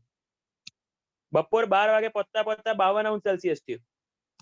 સાંજે 4 વાગે વરસાદે પડ્યો. શું લાગે, તમે 100 બ્રિકનું કામ કરી શકશો? 100 બ્રિકનું કામ કરી શકશો કે પહેલા જ પૂરા થઈ ગયા છો? બરાબર, તો સિમ્પલ વસ્તુ, માણસ જોડે આવું થાય તો એગ્રીગેટ જોડે બી થઈ શકે અને કોન્ક્રીટ જોડે થઈ શકે. બરાબર, તો વસ્તુ એ જ વસ્તુ કહેવા માંગુ છું. શું ખરેખર એ એવી કન્ડિશનમાં બી ખમી શકે એમ છે કે નહીં? એટલા માટે ફેક્ટર ઓફ સેફ્ટી અમુક વાર વધારે લેવું પડે. સમજાણું? ખબર પડી ગઈ હશે? વેધરિંગ ઇફેક્ટ એટલે એન્વાયરમેન્ટલ ઇફેક્ટ મતલબ કોઈ બી ઇફેક્ટ થઈ ગઈ, ખમી શકે કે નહીં ખમી શકતું. બરાબર, ખબર પડી હું જે કહું છું એ મિનિંગ સમજો છો મારે કહેવાનો? હા કે ના? ઓકે, આગળનો ટેસ્ટ જોઈએ. ના ખબર પડે તો કહી દેજો. એ સિમ્પલ વસ્તુ છે. માણસ જો એટલે ડ્યુરેબિલિટી માટે કોન્ક્રીટની અંદર કોઈ ટેસ્ટ નહીં આવતો. ડ્યુરેબિલિટી માટે minimum cement content, maximum water cement ratio એવા જ ક્વેશ્ચન પૂછવા માંગતો હોય છે. પણ ત્યાં જઈને બિચારો ગભરાઈ જાય. ડ્યુરેબલ એટલે ખમી શકે કે નહીં ખમી શકતો, ટકાઉપણું. લગભગ એનું ગુજરાતી ટકાઉપણું થાય, આઈ થિંક ટકાઉપણું. જો આગળ જોઈએ, tension test on mild steel. Most time બી ક્વેશ્ચન નહીં તો 15 થી 20 ક્વેશ્ચન મિનિમમ આની અંદર છે. Tension test on mild steel. પહેલા બોલો કે કઈ જગ્યાએ કરીશ ટેસ્ટ, ક્યાં કરીશ? પહેલો મારો ક્વેશ્ચન એ છે કે ટેન્શન ટેસ્ટ ક્યાં કરીશ? કયા ઇક્વિપમેન્ટમાં કરીશ? કરાયેલું તો હશે. યસ, યુટીએમ ફૂલ ફોર્મ પૂછાય છે. શું છે ફૂલ ફોર્મ? લેબમાં યુટીએમ, તો લેબમાં જ કરીએ ને, ફિલ્ડ ઉપર થોડી થાય. યુનિવર્સલ ટેસ્ટિંગ મશીન, ફિલ્ડ ઉપર કોઈ ખેંચી શકશે બહાર ને? બહાર હે, કઈ મજાક થોડી ને. બરાબર, યુનિવર્સલ ટેસ્ટિંગ મશીન. બરાબર, પછી એને સ્ટાર્ટિફાઈડ કોને કરેલું હે, મતલબ સ્ટાન્ડર્ડાઇઝ કોને કરેલું હે? તો બરાબર, એએસટીએમ હે. એએસટીએમ નો ક્વેશ્ચન ના પૂછી શકે, પણ લખું ફૂલ ફોર્મ એનું. સીટીએમ ની અંદર નહીં થાય. સીટીએમ ની અંદર ટેન્શન ટેસ્ટ ના થાય. સીટીએમ ની અંદર કમ્પ્રેશન ટેસ્ટ થાય. એએસટીએમ કોણ છે? American society. બધું લખો લખો તારે. American society, American society of testing and material. આવું જ કહી ગયા. થોડું ઘણું મટીરિયલ ને એન્ડ બેન્ડમાં વર્ડ્સ કમ્પ્લીટ હે, એન્ડ અને એમાં ભૂલ હોઈ શકે છે, પણ આપણે કોઈ કામનું નહીં. બરાબર, એએસટીએમ એ સ્ટાન્ડર્ડાઇઝ કરેલું છે. યુટીએમ મશીન કહીએ, universal testing machine. Universal testing machine. બરાબર, એની અંદર જે બાર હોય છે, બાર ધારો કે બાર છે. મશીન જોયેલું હોય કે ગૂગલ કરું? ગૂગલ કરવાની જરૂર નહીં. સિમ્પલ, ધારો કે મશીન ની અંદર તમે ધારો કે બાર મૂક્યો, એ બાર ની અંદર ધારો કે બાર મૂક્યો, બાર ની અંદર ધારો કે બાર બે બાજુ અહીંયા ફિટ કરી નાખ્યો, અહીંયા મશીન આવી જશે. અહીંયા મશીન આવી જશે. આવું જોઈએ ને? આવું જોઈએ કે અલગ હોય કઈ? બે બાજુ આ રીતે ફિટ કરી નાખશું. બરાબર, એલોંગેશન આપવામાં આવે ને બે બાજુથી પકડી લે. એમાં વચ્ચેની બાજુ એક ગેજ રાખે, ગેજ લેન્થ આવે.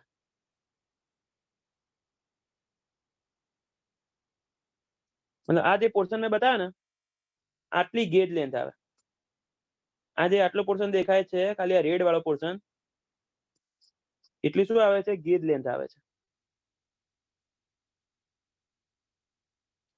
નહીં, આપણે ટેસ્ટ કરવાનો થતો નહીં, બસ ખાલી એક જ વસ્તુ કહેવી છે મારે. ગેજ લેન્થ આવે, જેની લેન્થ આની લંબાઈ એ ને ડાયામીટર સમજી જો ને, આટલેથી આટલો આ દેખાય ને, આટલો આટલો ખાલી એ ડાયામીટર. ખબર પડી? ખબર આમાં આઈડિયા આવ્યો?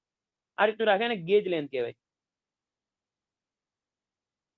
બરાબર, તો એલ બાય ડી નો રેશિયો, એલ ની વેલ્યુ લેવામાં આવે છે 2 ઇંચ અને ડાયામીટર લેવામાં આવે છે 0.5 ઇંચ. ઇંચ લખી દઉં નહીં પાછું, આનું બીજું કઈ મિનિંગ નીકળશે. તો એલ બાય ડી નો રેશિયો કેટલો રાખવામાં આવે છે એ પૂછી શકે. એલ બાય ડી નો રેશિયો રાખવામાં આવે છે 4. એલ એટલે ગેજ લેન્થ, એલ એટલે ગેજ લેન્થ અને ડી એટલે ડાયામીટર, ગેજ ડાયામીટર. બરાબર, આ વેલ્યુ આઈએમપી એ યાદ રાખજો વેલ્યુ. એલ બાય ડી વાળી વેલ્યુ જીપીએસસી માં હજી સુધી પૂછી નહીં. રાહ જોઈને બેઠો હું, ગમે ત્યારે આનો ક્વેશ્ચન આવશે, એલ બાય ડી નો ક્વેશ્ચન આવશે.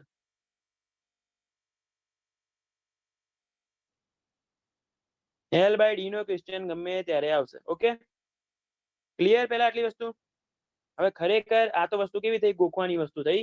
પણ ખરેખર જ્યારે ટેસ્ટ કરતા હોય છે, ત્યારે ટોટલ જે લેન્થ રાખે, ગેજ લેન્થ, એ કેટલી રાખે છે? હમણાં પેલા ઇક્વેશન લખ્યું હતું ને, એક્ઝેક્ટ ઇક્વેશન. યસ,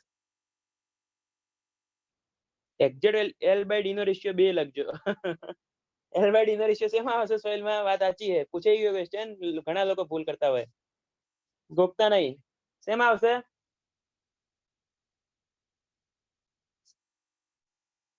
ટ્રાયએક્સિયલ ટેસ્ટમાં આવશે. યસ, ફિગર ગારી સમજાવો. ફિગર એટલે એક્ચ્યુઅલમાં વસ્તુ. આ તો ખાલી ગોખવાની વસ્તુ હતી, પણ એક્ચ્યુઅલ ને પ્રેક્ટિકલ કહી દઉં. કેવું હોય છે? બાર હોય ને, બાર, ધારો કે સિમ્પલ વસ્તુ હોય તો બાર ને તમારે આ જગ્યાએ ધારો કે આ બાર મૂક્યો, પ્રેક્ટિકલી આ રીતનું હોય છે. બાર મૂક્યો આ રીતનો. હવે એને બે બાજુ માર્ક કરશે આ રીતનું, અહીંયા ને માર્ક કરશે. અને હવે ટેસ્ટ આપવાનું ચાલુ કરો. તમે ટેન્સાઇલ ટેસ્ટ આપો, બે બાજુ મશીન તો છે જ, અને અહીંયાથી ખેંચવાનું ચાલુ કરો. જે લેન્થ છે, આટલી લેન્થ, એ લેન્થમાં કેટલો વધારો થયો એ જોવામાં આવે. એ લેન્થમાં કેટલો વધારો થયો એ જોવામાં આવે. એલો હવે તો ડાયાગ્રામ, હવે તો બહુ આધુનિક થઈ ગયું, જ્યારે કોમ્પ્યુટરમાં ડાયાગ્રામ બનતો જ હોય છે. એ જે લેન્થ રાખે ને એને ગેજ લેન્થ રાખે. પ્રેક્ટિકલી એવું કરે છે. એ ગેજ લેન્થ ની વેલ્યુ કેટલી હોય છે? યસ, હમણાં જે ઇક્વેશન લખ્યું ને આને 5.65 अंडर रूट ए એટલે ડાયામીટર આવી ગયો તો પૂછે ગેજ લેન્થ ડિપેન્ડ્સ ઓન એવો ક્વેશ્ચન પૂછે શું આન્સર આવે diameter directly proportional two diameter એવું લખો તો ચાલે ગેજ લેન્થ ડિપેન્ડ્સ લખો ને gauge length depends only on diameter ખબર પડી કઈ રીતના કરશે ટેસ્ટમાં ખબર પડી ગેજ લેન્થ જ લે રહી ભલે બુકમાં બીજું લખ્યું હોય પણ એકચ્યુઅલમાં ગેજ લેન્થ જ લેવામાં આવે બરાબર ક્લિયર વસ્તુ ક્લિયર થઈ ગેજ લેન્થ જ લેવામાં આવે છે 5.65 અંડર રૂટ એ ઓકે એ એટલે એરિયા ક્રોસ સેક્શનલ એરિયા આનો જે ક્રોસ સેક્શનલ એરિયા હોય એ એરિયા લઈ લો બાર સર્ક્યુલર છે ને એ એટલે એરિયા એટલે જ કહું છું એટલે મેં ડાયામીટર લખ્યું ત્યાં એ એટલે એરિયા ઓકે હવે જ્યારે તમે ટેસ્ટ કરશો ટેસ્ટ કરતા ટાઈમે આપણે શું એપ્લાય કર્યો અહીંયા લોડ એપ્લાય કર્યો સમજો કે આનું લોજિક સમજો એક ક્વેશ્ચન પૂછાઈ ગયો જીપીએસસી માં નહીં આવ્યો છે લોડ એપ્લાય કર્યો લોડ એપ્લાય કરશો એટલે તમને શું મળશે L પ્લસ ડેલ્ટા L એટલે સૌથી પહેલો ડાયાગ્રામ તમને કોનો મળે લોડ વર્સિસ ડિફ્લેક્શન નો મળે કે સ્ટ્રેસ વર્સિસ સ્ટ્રેન નો મળે ડાયાગ્રામ લોડ વર્સિસ ડિફ્લેક્શન નો મળે કે સ્ટ્રેસ વર્સિસ સ્ટ્રેન નો મળે ડાયાગ્રામ કોનો મળશે સૌથી પ્રથમ સૌથી પહેલા ડાયાગ્રામ કોનો મળશે તમને π/4 d square yes most time question સૌ પ્રથમ ટેસ્ટ કરતા પછી તમને ડાયાગ્રામ મળે છે લોડ વર્સિસ ડિફોર્મેશન કાં તો એલોંગેશન યસ એલોંગેશન જ કહીશું ટેન્શન ટેસ્ટ કર્યો એટલા માટે એલોંગેશન ની જગ્યાએ બીજો કોઈ વર્ડ યુઝ કરે તો ખોટું ના પાડતા ચલાવી લેજો બરાબર ડિફોર્મેશન કેવું કંઈક લખે તો ડિફ્લેક્શન લખે તોય વાંધો નહીં ડિફોર્મેશન લખે તોય વાંધો નહીં સૌથી ફર્સ્ટ ડાયાગ્રામ કોનો મળે લોડ વર્સિસ એલોંગેશન નો પછી આની અંદર હું કન્વર્જન કરીને માપા એરિયા તો હોય જ બહારનો એરિયા તો હતો જ એ લોડ ભાગ્યા એરિયા કરીશ એટલે સ્ટ્રેસ મળી જશે ને એલોંગેશન ભાગ્યા ઓરિજિનલ લેન્થ કરીશ તો સ્ટ્રેન મળી જશે સેકન્ડમાં ડાયાગ્રામ મને આનો મળશે ખબર પડી આમાં હું જે કહેવા માંગતો હતો એમાં કે ના આઈડિયા આવ્યો હજી આઈડિયા ના આવ્યો આ વસ્તુ સમજી શકો હું જે કહેવા માંગુ આ ક્વેશ્ચન પૂછાઈ ગયેલો સૌથી પહેલા કયું ના ક્વેશ્ચન બી કામનો હે આટલા ક્વેશ્ચન કામના હે સેકન્ડ વાળું કઈ નહીં આપણે કોઈ બી દિવસે ડાયાગ્રામ જોયો હોય તો કોનો ડાયાગ્રામ ડ્રો કરેલો હોય સ્ટ્રેસ વર્સિસ સ્ટ્રેન નો ડાયાગ્રામ ડ્રો કરેલો હોય પણ ખરેખર એકચ્યુઅલમાં સ્ટાર્ટિંગમાં શું મળે લોડ વર્સિસ ડિફ્લેક્શન નો મળે બરાબર લોડ એપ્લાય કરતો જવું મને ડિફ્લેક્શન મળતું જાય બરાબર પણ આપણે ડાયાગ્રામ કન્વર્ટ શેમાં કરી નાખીએ છીએ લોડને એરિયા વડે ભાગી નાખીએ તો સ્ટ્રેસ મળી જાય ને એલોંગેશન ને ઓરિજિનલ લેન્થ વડે ભાગી નાખીએ તો સ્ટ્રેન મળી જાય ખબર પડી જે બોલ્યો એમાં કે જે આઈડિયા ના આવ્યો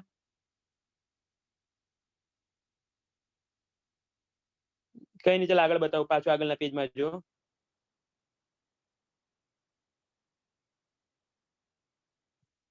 સુમિત બોલતો નહીં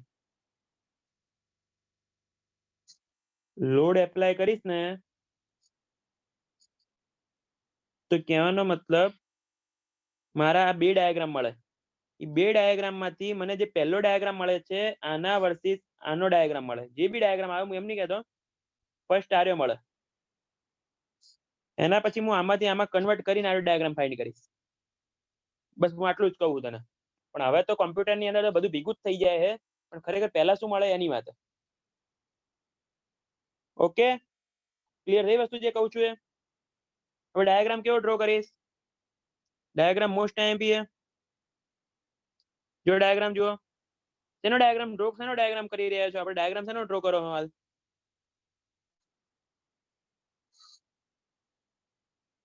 ડાયાગ્રામ શેનો ડ્રો કરી રહ્યો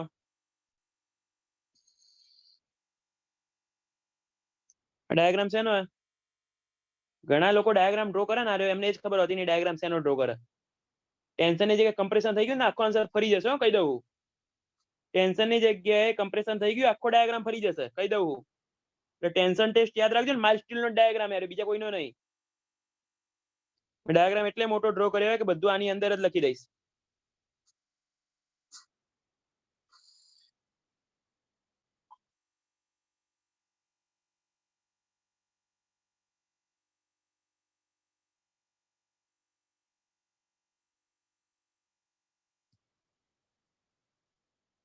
બરાબર, ડાયાગ્રામ ની અંદર જ બધી વેલ્યુ લખી દઈશ એટલે તમારે બીજી કોઈ વસ્તુ ઝંઝટ રહે જ નહીં. જોઈએ એની અંદર પોઈન્ટ આપી દઉં છું, અલગ અલગ થોડા ડિફરન્ટ પોઈન્ટ લઈ લઉં છું.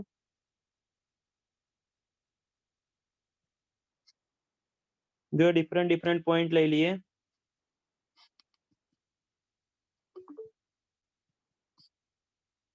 દરેક બુકમાં અલગ અલગ પોઈન્ટ આપ્યા હશે, એમને જે ગમે એ પોઈન્ટ લેવા દો, આપણે સમજવાથી લેવા દેવા છે. ABCDEFE. ઓકે, ખરેખર ડાયાગ્રામ ખોટો હોય, ડાયાગ્રામ એકદમ ખોટો હોય, પણ આપણે સમજવા પૂરતો આવો ડાયાગ્રામ લેવો પડે છે, મજબૂરી છે. એ હું તમને કહીશ કેમ ખોટો છે, એનું બી કારણ છે. બરાબર,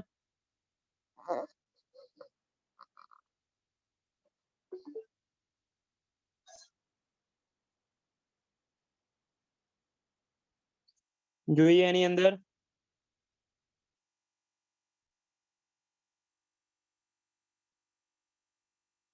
જો એની અંદર સમજવાનું ટ્રાય કરજો. પેલા હું થોડા ઘણા સ્ટ્રેન લખી દઉં છું એમને એમ. જો પેલા સૌથી પોઈન્ટ એ પોઈન્ટ ને શું નામ આપશું? એ પોઈન્ટ ને નામ શું આપશું આપણે?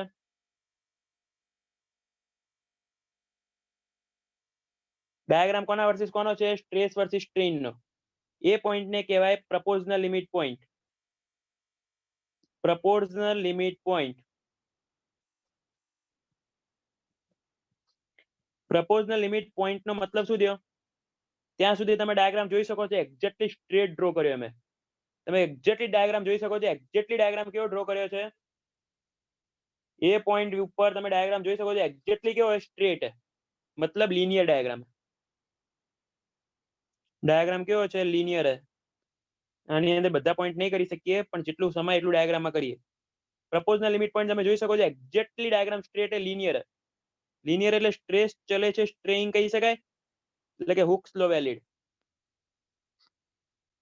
એટલે કે Hooke's law valid. Hooke's law valid ક્યાં સુધી છે એવો ક્વેશ્ચન પૂછવામાં આવે તો શું આન્સર લખશો? હુક્સ લો વેલિડ ક્યાં સુધી છે? તો ડાયાગ્રામ ઓલવેઝ ભૂલ ના કરતા આન્સર શું લખશો? ઘણા લોકો ભૂલ કરતા હોય છે, Hooke's law valid up to proportional limit point. ત્યાં સુધી ડાયાગ્રામ એક્ઝેક્ટલી તમારો લિનિયર है. લિનિયર मतलब खबर पड़ा ना? લિનિયર નો મતલબ ખબર પડે ને? સ્ટ્રેટ है, કોઈ જ કર્વ નહીં. ક્લિયર પહેલો પોઈન્ટ. સેકન્ડ નંબરનો પોઈન્ટ જુઓ, બી પોઈન્ટ. બી પોઈન્ટ નું નામ આપ્યું elastic point, elastic limit. Elastic limit નો મતલબ શું છે? શું કહેવા માંગે elastic limit point? Elastic limit point શું કહેવા માંગે? એટલા સુધી ડાયાગ્રામ હું ડ્રો કરીશ, બરોબર, તો થોડુંક કર્વેચર એ અને બી વચ્ચે એકદમ સ્લાઇટ કર્વેચર, જો ધ્યાનથી જોઈ શકતા હોય તો એ અને બી વચ્ચે સ્લાઇટ કર્વેચર. જો દેખાય? સ્લાઇટ કર્વેચર રાખ્યું है.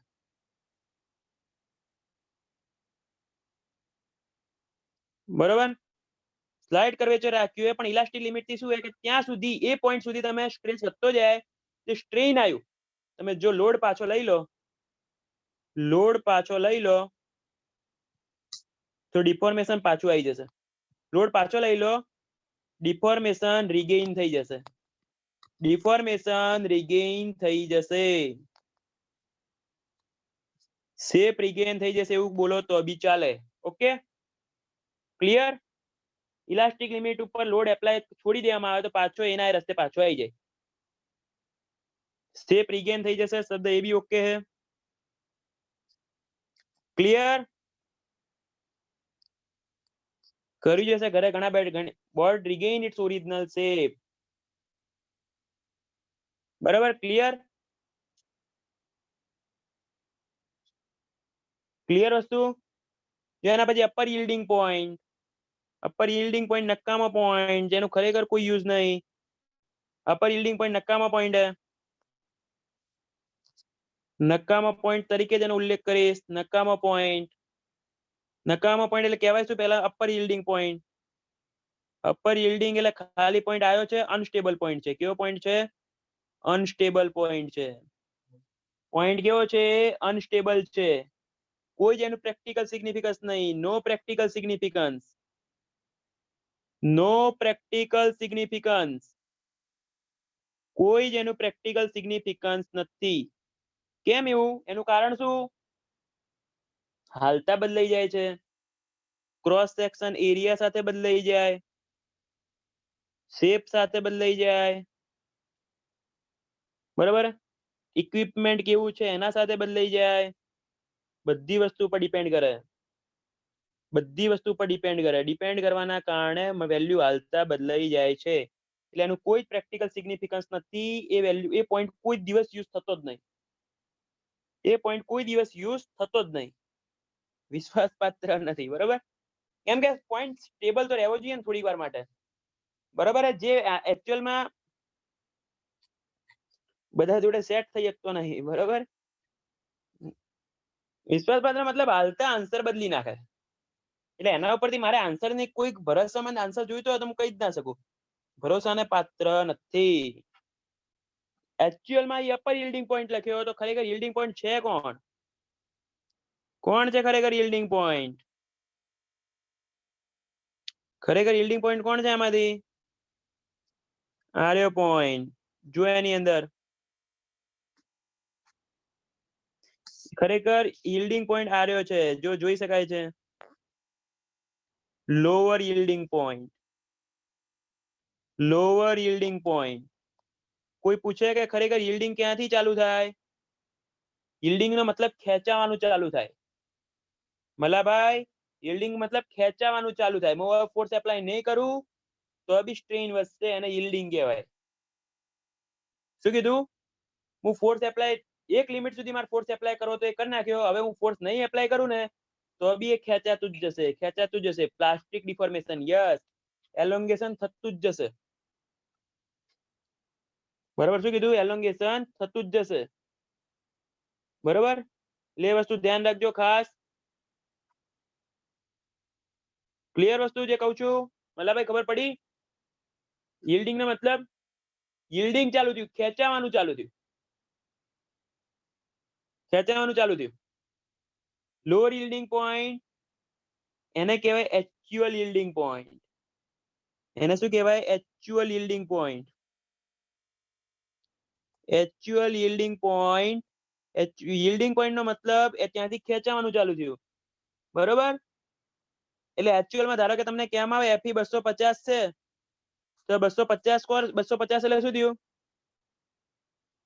લોડ આપ્યા વગર સ્ટ્રેન વધે કે કોન્સ્ટન્ટ લોડ હે, કોન્સ્ટન્ટ લોડ એ સ્ટ્રેન વધે, જો ડી પોઈન્ટ થી ઈ પોઈન્ટ સુધીની સફર જો, ડી પોઈન્ટ થી ઈ પોઈન્ટ સુધીની સફર જો, સ્ટ્રેસ એનો એ સ્ટ્રેન વધે છે, સ્ટ્રેસ એનો છે એ છે સ્ટ્રેન વધે છે, ખબર પડી છે બોલું હે,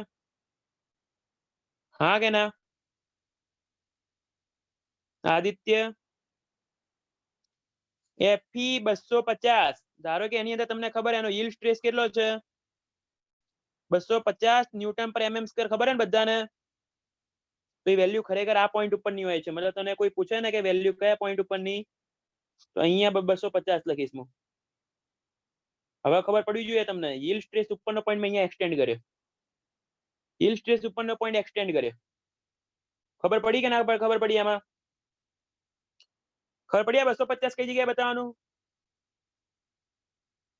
કોઈ બી yield સ્ટ્રેસ બતાવવાનો થાય તો ક્યાંથી બતાવવાનો ખબર પડી, પરંતુ માઇલ સ્ટીલ ની અંદર સાંભળજો, ટોપિક પત્યો નહીં, નોટ, માઇલ સ્ટીલ ની અંદર, માઇલ સ્ટીલ ની અંદર elastic point and yielding point, elastic and yielding point એકદમ નજીક હોય છે, એકદમ નજીક હોય છે,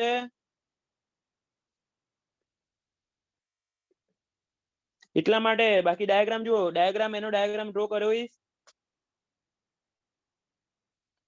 તો ડાયાગ્રામ કેવો બનશે એનો, ખરેખર ડાયાગ્રામ આવો બને, આ પોઈન્ટ બતાવો કે આ પોઈન્ટ બતાવો, જોઈ લો હરખી રીતના, ખબર પડી ગઈ હશે હવે, આ પોઈન્ટ ને આ પોઈન્ટ એકબીજાની કેવા છે, એકદમ નજીક છે, મેં તો હજી થોડાક દૂર બતાવ્યા પણ એકદમ નજીક હોય, એટલા માટે તમે અમુક વાર ઇલાસ્ટિક પોઈન્ટ yield સ્ટ્રેસ બતાવો કે અમુક વાર yield પોઈન્ટ બતાવો, બંને વસ્તુ સેમ જ છે, કોઈ ફેર નહીં, અમુક વાર આપણે yield સ્ટ્રેસ ઇલાસ્ટિક પોઈન્ટ બતાવતા હોઈએ છીએ, અમુક વાર yielding પોઈન્ટ પણ કોઈ ફેર નહીં, ખબર પડી, પણ એકચ્યુઅલમાં ખરેખર વસ્તુ આવી હોય છે, ખબર પડી કે ના પડી આમાં, હા કે ના? ખબર પડી આમાં?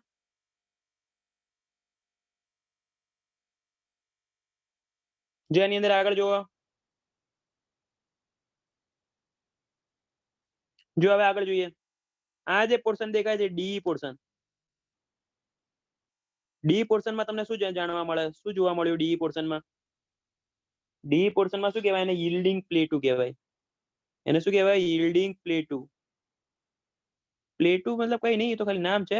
Perfectly plastic region, perfectly plastic region એનો મતલબ શું? પરફેક્ટલી પ્લાસ્ટિક રિજિયન એટલે શું કહેવા માંગે? પરફેક્ટલી પ્લાસ્ટિક રિજિયન એટલે શું કહેવા માંગે?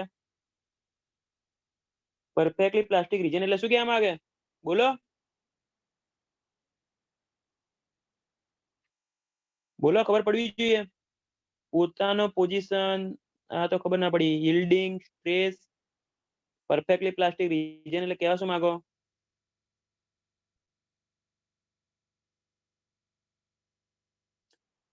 જો લખી દઉં સિમ્પલ, તમે બોલે બધું સાચું જ છે. ઇટ ઇઝ ધ સ્ટ્રેઇન, બધું સાચું તમારું. It is the strain, it is the strain yielding without deformation. અરે યાર નહીં, yielding without deformation, yielding ને deformation તો એક જ ના થયું આદિત્ય. yielding without stress લખવાનું હતું. It is a strain which occur after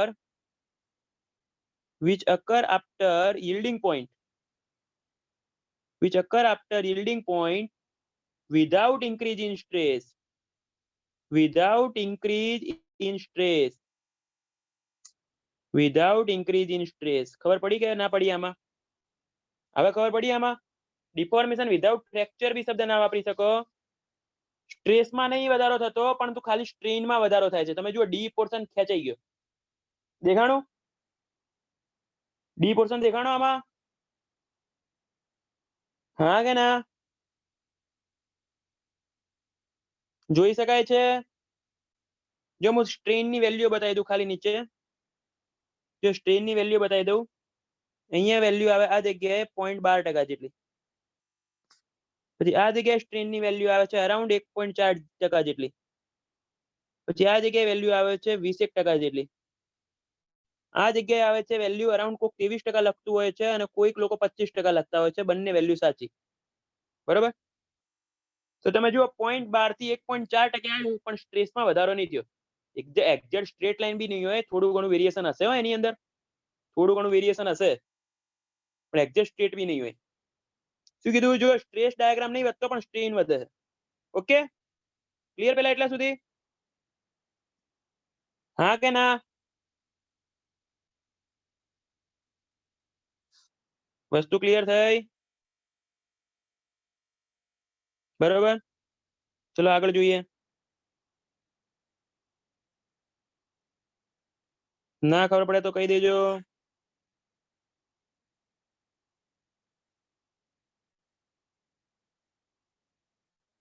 clear? હવે પોર્શન જોઈએ, ઈએફ પોર્શન. એક્ઝામમાં 23 ને 25 કોઈ દિવસ બે બે નહીં આપે, અને બંને આપ્યું હોય ને એટલા માટે જે પહેલો આન્સર લખ્યો હોય ને એટલા માટે જ પહેલો આન્સર લખ્યો. બુક ની અંદર 25 આપ્યો પણ એક્ઝામ વાળા 23 આપે. ઓકે,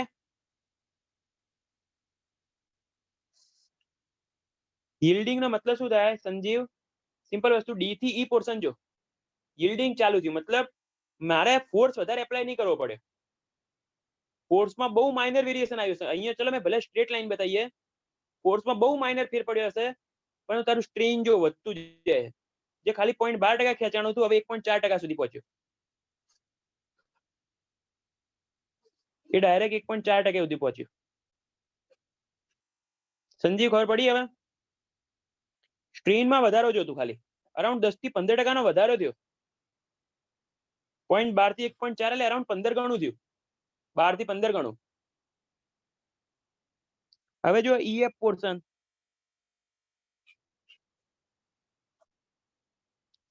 ઈએફ પોર્શન જોજો. હા, ઈએફ પોર્શન શું નામ આપેલું? એ નામનું ખબર? એ પોર્શન નું, ઈએફ પોર્શન નું નામ ખબર છે?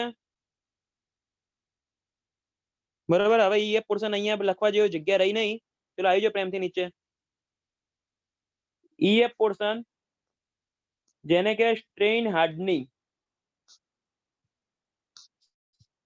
Strain hardening portion. એક વસ્તુ ઓબ્ઝર્વ કરો ડાયાગ્રામમાં.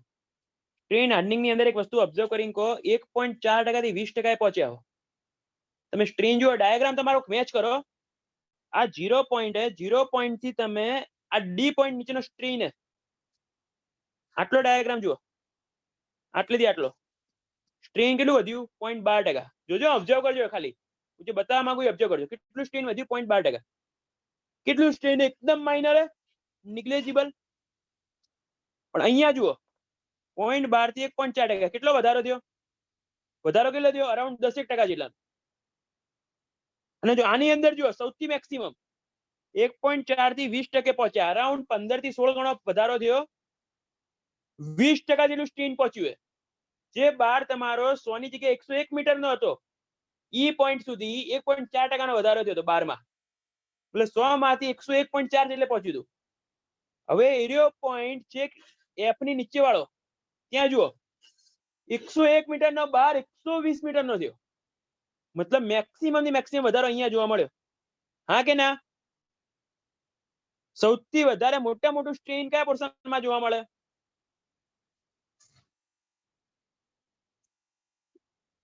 ખબર પડી આમાં જે કહું છું એ? આઈડિયા આવ્યો કે નહીં? Train increase faster rate. Train increase faster rate. Train બહુ ઝડપી વધી રહ્યું છે. હવે ટ્રેન બહુ જલ્દી વધી રહ્યું છે. બરોબર. આની અંદર આનું એટોમિક ને ક્રિસ્ટલાઇઝેશન સ્ટ્રક્ચર હોય એટલે જે બોન્ડ હોય ને બોન્ડ તૂટવાના ચાલુ થઈ જાય. એટોમિક, આ બધી પાર્શિયલ રીઅરેન્જમેન્ટ શબ્દ વાપર્યો ને, પરફેક્ટ શબ્દ આવો લખ્યો છે, સ્પેલિંગ ખોટો હશે. એટોમિક એન્ડ ક્રિસ્ટલાઇઝેશન સ્ટ્રક્ચર એનું ચેન્જ થઈ રહ્યું છે. સ્ટ્રક્ચર ના સ્પેલિંગ એ ખોટો, ખરેખર ખોટો સિવિલ એન્જિનિયર જુઓ.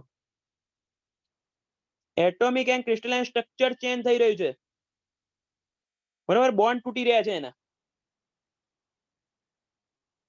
એના કારણે શું થાય છે એ સેન્ટેન્સ કામનું છે.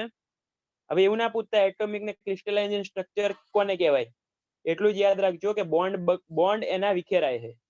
દેશી ભાષામાં એટલું જ, આપણે કેમિસ્ટ્રીમાં નહીં જવું. બરોબર. જો એની અંદર એના કારણે શું થાય? Resulting in increase resistance, resulting in increased resistance to further deformation. मतलब આ સેન્ટેન્સ શું કહેવા માંગે છે? આગળના ડિફોર્મેશન સામે લડવાની તાકાત મળે છે. એના કારણે શું થાય? આગળના ડિફોર્મેશન સામે લડવાની તાકાત મળે છે. Resulting in increased deformation, resulting in increased resistance to further deformation. Exam માટે આર્યું સેન્ટેન્સ કામનું છે. એક્ઝામ માટે આર્યું સેન્ટેન્સ કામનું છે. Resulting in increased resistance to further deformation. આગળના પોર્શન સામે લડવાની તાકાત મળે છે.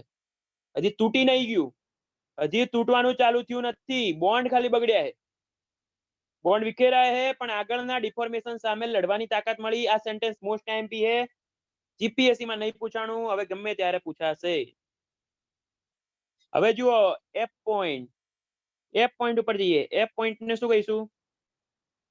Ultimate point. શું પૂછશે તમને ક્વેશ્ચન? શું પૂછે? એકમાત્ર ક્વેશ્ચન, સૌથી વધારે સ્ટ્રેસ ક્યાં જોવા મળે? જો ડાયાગ્રામ જુઓ, સૌથી ટોપ ઉપર પોઈન્ટ એરિયો છે. અલ્ટિમેટ પોઈન્ટ, સૌથી વધારે સ્ટ્રેસ.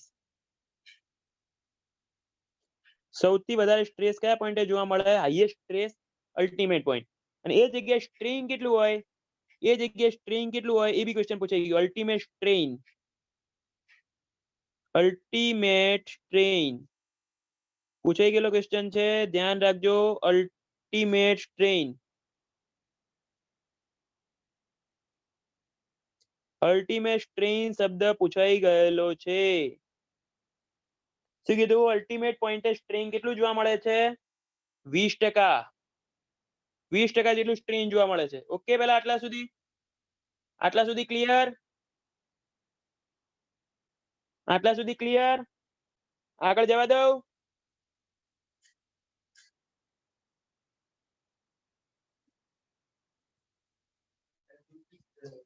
જો હવે એની અંદર છેલ્લો પોર્શન, આ જે પોર્શન દેખાઈ રહ્યો છે, આ જે પોર્શન દેખાઈ રહ્યો છે, શું કહેવાય પોર્શન ને? સ્ટ્રેઇન સોફ્ટનિંગ. આ પોઈન્ટ પર મેક્સિમમ yielding જોવા મળશે. yielding હજી ચાલુ છે, yielding તો હજી બંધ નહીં થયું, પણ ત્યાંથી હવે સ્ટ્રેસ ઘટવાનો ચાલુ થાય. શું કીધું? સ્ટ્રેસ તો હજી પેલું yielding તો ચાલુ જ છે, હજી yielding બંધ નહીં થયું. સ્ટ્રેઇન સોફ્ટનિંગ. સ્ટ્રેઇન સોફ્ટનિંગ નું બીજું નામ નેકિંગ પોર્શન કહેવાય. નેકિંગ નો મતલબ જ તમને ખબર પડે, ગળું થાય. નેકિંગ નો મતલબ શું થાય? ગળું થાય. અને ગળામાં શું થાય? એનો જે એરિયા છે, હવે બાર જે હતો, બાર આ રીતનો થવાનું ચાલુ થઈ ગયો. વચ્ચેથી બાર ધીમે ધીમે પાતળો થવાનું ચાલુ થઈ ગયો. એરિયા એનો રિડ્યુસ થવાનું ચાલુ થયો. શું થયું?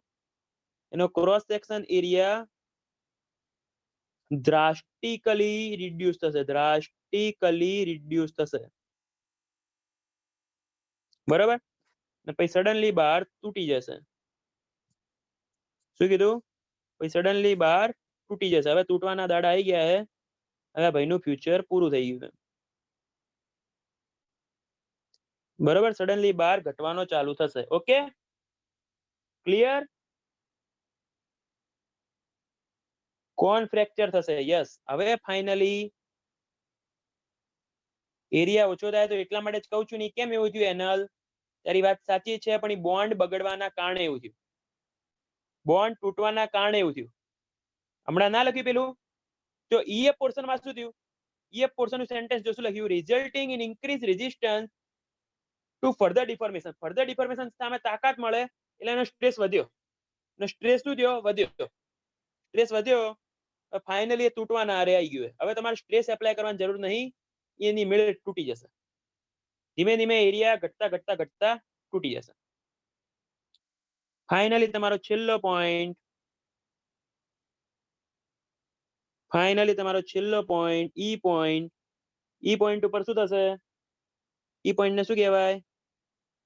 આમાં જગ્યા નહીં, પણ સમજી જજો. એકાદ પોઈન્ટ નીચે લખી દઉં છું. ઈ પોઈન્ટ એટલે ફ્રેક્ચર પોઈન્ટ. ફ્રેક્ચર પોઈન્ટ બી ફ્રેક્ચર પોઈન્ટ બી કહેવાય, બ્રેકિંગ પોઈન્ટ બી કહેવાય, અને એ જગ્યાએ સ્ટ્રેઇન કેટલું છે? ફ્રેક્ચર સ્ટ્રેઇન કેટલું છે? ફ્રેક્ચર સ્ટ્રેઇન કેટલું છે? આપણે એક્ઝામમાં પૂછે એક્ઝેક્ટ 23% લખજો, નહીતર 25%. ઈ પોઈન્ટ હતો કયો હતો? ઈ એફ જી આવે નહીં? ઓકે, ઇંગ્લિશ કાચું એ. હા, આટલું કાચું નહીં, એબીસીડી આવડે છે. ABCDEFG. બરાબર? જી પોઈન્ટ. Okay, clear? જો એની અંદર એકવાર પાછો ડાયાગ્રામ જુઓ. કેટલા ટાઈપના ક્વેશ્ચન છે આની અંદર? શું કીધું? સ્ટ્રેસ સૌથી પહેલા ડાયાગ્રામ કયો મળે? Load versus deflection. એના પછી ડાયાગ્રામ કયો મળે? Stress versus strain. પ્રપોઝનલ લિમિટ સુધી હુક્સ લો વેલિડ થાય ત્યાં સુધીનો ડાયાગ્રામ લિનિયર મળે છે. બરોબર છે? લિનિયર મળે છે. બરોબર? એના પછી બી પોઈન્ટ ઇલાસ્ટિક લિમિટ. ત્યાં સુધી લોડ લઈ લો તો પાછો પોતાનો શેપ રિગેન કરી લેશો. ત્યાં સુધીનો ડાયાગ્રામ કેવો? બંને આવશે. કેવો? લિનિયર ને નોન લિનિયર બંને. થોડાક સુધી લિનિયર ને થોડાક સુધી નોન લિનિયર. થોડાક સુધી લિનિયર ને થોડાક સુધી નોન લિનિયર. બરાબર ને? એના પછી આગળ વાત કરીએ. C point upper yielding point નકામો એ પોઈન્ટ હાલતા બદલાઈ જાય છે. ડી પોઈન્ટ એક્ચ્યુઅલ yielding ક્યાંથી ચાલુ થાય? D portion without increase in stress. Strain માં જે વધારો થયો એને પરફેક્ટલી પ્લાસ્ટિક રિજન કાં તો yielding પોર્શન કહેવાય. ઈએફ પોર્શન સ્ટ્રેઇન હાર્ડનિંગ, કે જેમાં સ્ટ્રેઇન બહુ જ ફાસ્ટ રેટે વધી રહ્યું છે. બરાબર છે? અને આગળના ડિફોર્મેશન સામે લડવાની તાકાત મળે છે. એટલા માટે સ્ટ્રેસની વેલ્યુ મેક્સિમમ થઈ. એફ પોઈન્ટ ઉપર આવીને, જેને અલ્ટિમેટ પોઈન્ટ કહેવાય ને, ત્યાં સ્ટ્રેસ તો મેક્સિમમ છે, સ્ટ્રેઇન મેક્સિમમ નહીં. કેટલો છે સ્ટ્રેઇન? 20% છે. પછી એકદમથી એરિયા ડ્રાસ્ટિકલી રિડ્યુસ થઈને તૂટી જાય છે. એરિયા રિડ્યુસ થયો પોર્શન નેકિંગ પોર્શન કહેવાય. એટલે કે સ્ટ્રેઇન સોફ્ટનિંગ પોર્શન. ને ફ્રેક્ચર પોઈન્ટ તૂટે ત્યારે માઇલસ્ટીલ અરાઉન્ડ 23% બાર લાંબો થયો હોય છે. ઓકે, ક્લિયર આટલા સુધી? હા કે ના? ના ખબર પડી હોય તો બોલો. કે પાછું કઈ બોલવાની જરૂર ખરી? પાછું કઈ બોલવાની જરૂર લાગતી હોય તો પૂછી લેજો.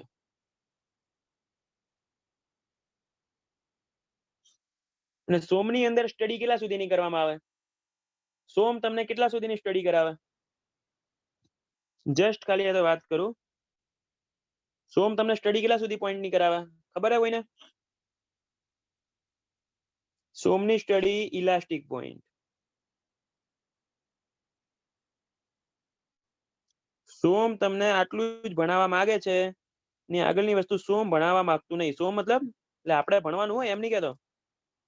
મતલબ સોમની સ્ટડી ખાલી આટલા પોઈન્ટ સુધી જ સીમિત છે. એમ તો ખરેખર પ્રપોઝનલ લિમિટ જ આવે, પણ થોડું ઘણું ફેક્ટર ઓફ સેફ્ટી લઈને આપણે ઇલાસ્ટિક પોઈન્ટ સુધી ગયા છે. સોમની સ્ટડી એમ તો ખરેખર વાત સાચી છે તમારી, પ્રપોઝનલ લિમિટ પોઈન્ટ જ આવે.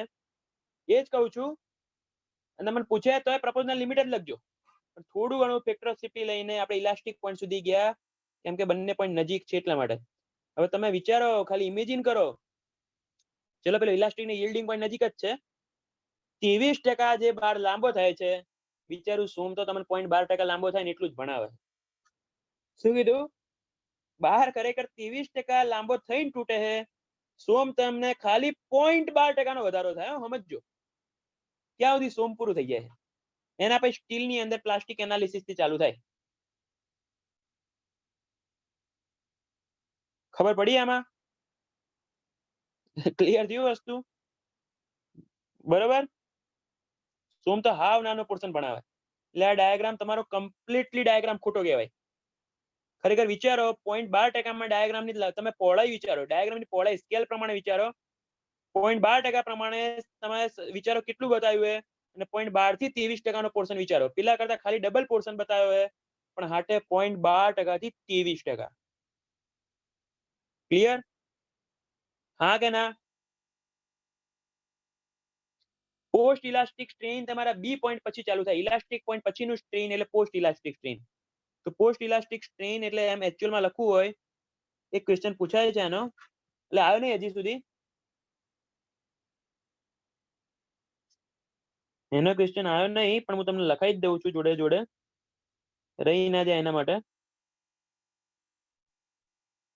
બરાબર, એવો ક્વેશ્ચન પૂછે કે plastic strain is equal to plastic strain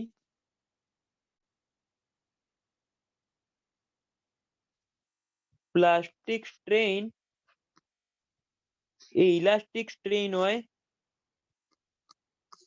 એના 10 થી 15 ગુણ્યા જેટલું હોય.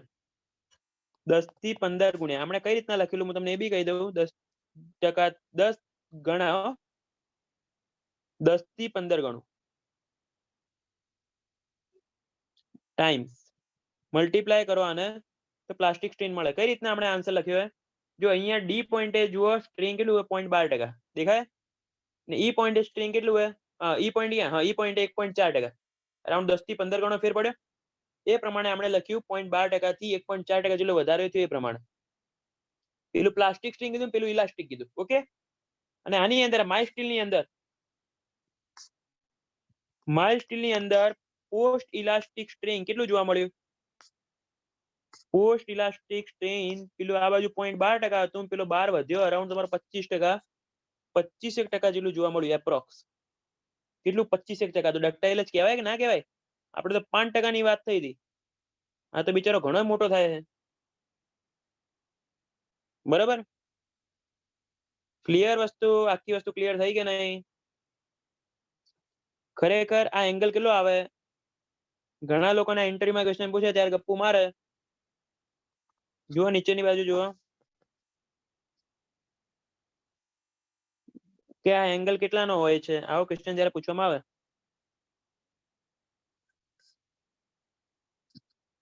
આરો એંગલ કેટલાનો હોય છે, એટલે ગપ્પુ આલે મોટું. સિમ્પલ વસ્તુ વિચારો, 0.12% સુધી સ્ટ્રેન એકદમ વર્ટિકલ લાઈન જ છે. એ લાઈનને ખરેખર ઇન્ક્લાઇન કહી જ ના શકો. લાઈન સીધી જ થાય 0.12% પ્રમાણે. સિમ્પલ વસ્તુ તમારે વેલ્યુ ફાઇન્ડ કરવી હોય શું કરશો? એકદમ સિમ્પલ લોજિક છે, કશું જ નહીં. આનો સ્લોપ જે છે, સ્ટ્રેસ વર્સિસ સ્ટ્રેન ડાયાગ્રામ નો સ્લોપ તમને શું આપે? યંગ મોડ્યુલસ આપે. ઈ બરાબર સ્ટ્રેસ અપોન સ્ટ્રેન, ખબર હે ને? યંગ મોડ્યુલસ આપે, ખબર હે ને? એને કહેવાય tan થીટા. સ્લોપ એટલે tan થીટા, સ્લોપ એટલે tan theta, stress versus strain, તમે આના વર્સિસ આનો એંગલ નો રેશિયો લો આર્યો, તો tan થીટા બરાબર શું લખાય, થીટા બરાબર tan ઇનવર્સ E લખી શકાય ને માઇલ સ્ટીલ માટે તમને E ની વેલ્યુ ખબર હશે, કેટલી છે માઇલ સ્ટીલ માટે E ની વેલ્યુ ખબર છે 2 × 10⁵, હજી લખશું આપણે બાકી છે, એના ઉપર તમે કેલ્સીમાં કરજો, મને એક્ઝેક્ટ વેલ્યુ યાદ નહીં એની, આ ખાલી નોલેજ માટે હે, આટલા ડિગ્રી આવે, આર્યો એંગલ આટલો થયો, આર્યો એંગલ આટલો એંગલ થયો છે, તો પેલો એંગલ કેટલો થશે, ખાલી ઇમેજિન કરો કેટલો એંગલ થયો, 0.003 ડિગ્રી જેટલો એંગલ થયો, મતલબ નિગ્લેજિબલ ટુ 0, 0.00 કે 0.0003 આવશે, ઘરે બેસીને જાતે કરી નાખજો, કહેવાનો મતલબ એંગલ હાવ ઓછો આવે, ડાયાગ્રામ ડ્રો કરવો હોય ને તો પેલી વાય એક્સિસ ને પેલી એક્સિસ બંને હરખી ડ્રો કરવી પડે. ખબર પડી છે બોલ્યો કે ના ખબર પડી, આઈડિયા આવ્યો કે નહીં આમાં, કોઈ ડાઉટ આમાં, વસ્તુ ક્લિયર થઈ, હા કે ના,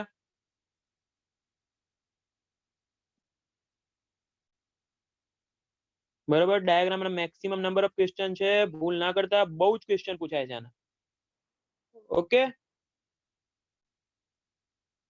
ક્લિયર, ઢગલો ક્વેશ્ચન હે ને ઇન્ટરવ્યુ માટે, આ તો આપણે જીપીએસસી માં પૂછતા નહીં આટલું સોમ, બાકી અમુક આખા આઈએએસ ના એના ઇન્ટરવ્યુ આ ડાયાગ્રામ ઉપર પૂરા થઈ જાય, હજી આની અંદર આ તો આપણે બહુ કામનું નહીં, બાકી આની અંદર બહુ જ સ્ટડી આવે, ક્વોટ્રેલ ગ્રાફી સ્ટડી આવે, બહુ લાંબી લાંબી સ્ટડી, પણ એટલા સુધી આપણે ડાયાગ્રામ જોતા નથી. જો આગળ જોઈએ,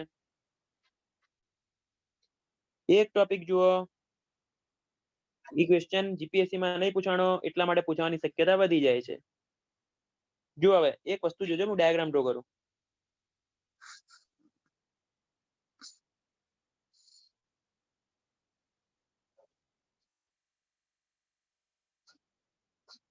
અહીંયા સ્ટ્રેસ, આ સ્ટ્રેઇન, અમે ડાયાગ્રામ ડ્રો કર્યો, તો ડાયાગ્રામ ખરેખર ડાયાગ્રામમાં આવો ડ્રો કર્યો, મેં તમને કીધું તો હતું પહેલા 3 દિવસ 2 કલાક લઈશું, એટલે આ છેલ્લો ટોપિક, બરાબર, પછી તમારા લેક્ચર થઈ જશે 3.5 થી 4 કલાક, એટલે 1-2 દિવસ સુધી બધા ટીવાઈ જાય ને એટલા માટે.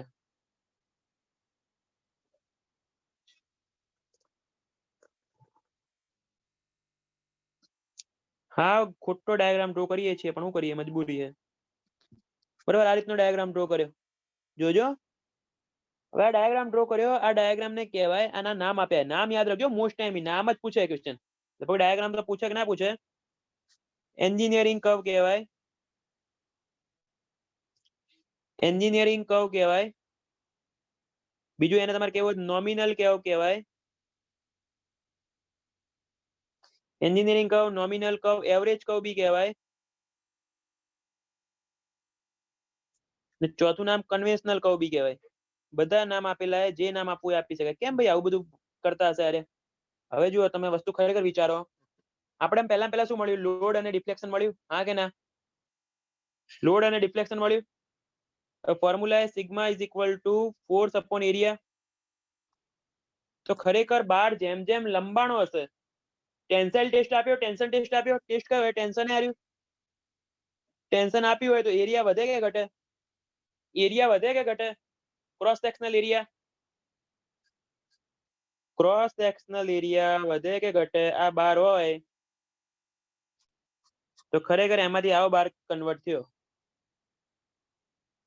હા ને, ખબર પડી ને આ શું કર્યું, એરિયા વધે, હા એરિયા ઘટે, અરે એરિયા ઘટે, મારે ભાઈ ભૂલ થઈ ગઈ મારે, ક્યાં તમે કેમ ભૂલ કરો, એરિયા ઘટે, ક્રોસ સેક્શનલ એરિયાની વાત હે પિયુષ, ક્રોસ સેક્શનલ એરિયાની વાત હે, એરિયા ઘટ્યો, બાજુનો એરિયા જો, ક્રોસ સેક્શનલ એરિયા પહેલા આટલો હતો, હવે આટલો થઈ ગયો, એરિયા ઘટ્યો તો સ્ટ્રેસ શું થવો જોઈએ, વધવો જોઈએ, સ્ટ્રેસ વધવો જોઈએ, મતલબ ફાઇનલી તમારો જે સ્ટ્રેસ આવે છે એ ખરેખર વધારે આવવો જોઈએ, પણ આપણે ડાયાગ્રામ ખોટો ડ્રો કરો છો, તમારો ખરેખર ડાયાગ્રામ આ રીતે ડ્રો થવો જોઈએ, ચલો આટલા સુધી તો કોઈ ફેર નહીં પડે, બરોબર, પણ ડાયાગ્રામ તમારો આ રીતના થઈને આ રીતનો આવવો જોઈએ, થોડોક ઉપર આવશે, કેમ કે એરિયા તો આપણે સ્ટાર્ટિંગ નો જ લઈ લીધો, એવું જરૂરી થોડી કે એરિયા સ્ટાર્ટિંગ નો જ લેવાનો, તો આના ઉપરથી જે તમને મળે ટ્રુ સ્ટ્રેસ કે એક્ચ્યુઅલ કર્વ, બંનેના નામ મોસ્ટ ટાઈમ નામ યાદ રાખજો, ઓકે ક્લિયર વસ્તુ આ શું કહેવા માંગતો હતો ખબર પડી કે ના ખબર પડી કોઈને આઈડિયા ના આવ્યો હોય તો પૂછી લેજો કોઈને આઈડિયા ના આવ્યો હોય તો પૂછી લેજો મેં આમાં શું કર્યું એમ આઈડિયા આવ્યો કે નહીં હા કે ના આઈડિયા આવી ગયો જો ટેન્શન પછી કમ્પ્રેશન ટેસ્ટ ની વાત કરીએ તો કઈ બી ખબર ના પડે પૂછી લેજો કઈ વાંધો નહીં અને હમ ગોખવાનું હશે તો હું એ કહી દઈશ ગોખવાનું હે સમજવાની જરૂર નહીં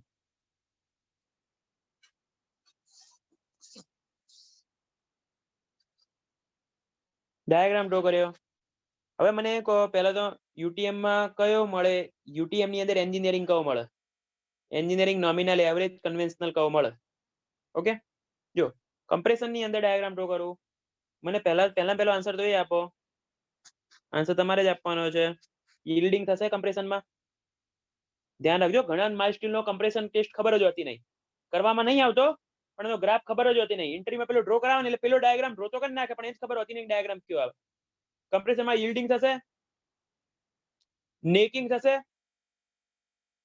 એ કમ્પ્રેશનમાં yielding ને નેકિંગ થશે બંને નહીં થાય તો ડાયાગ્રામ ખાલી સિમ્પલ ડાયાગ્રામ આવે છે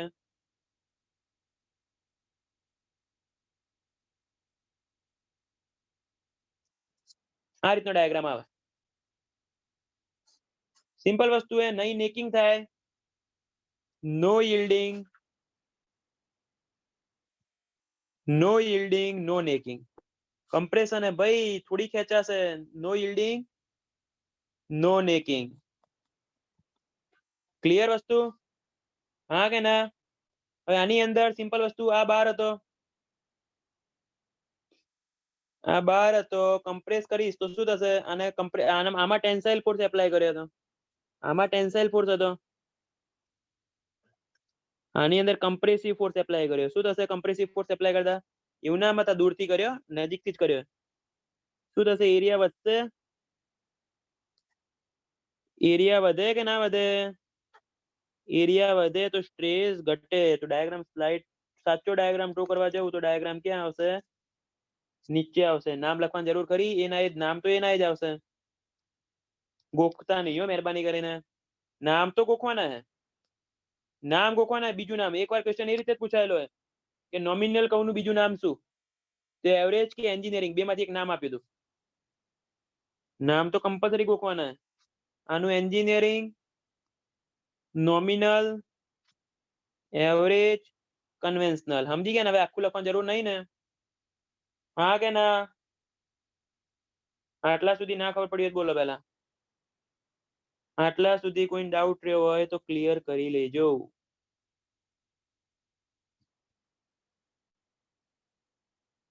બોલો આટલા સુધી કોઈ ડાઉટ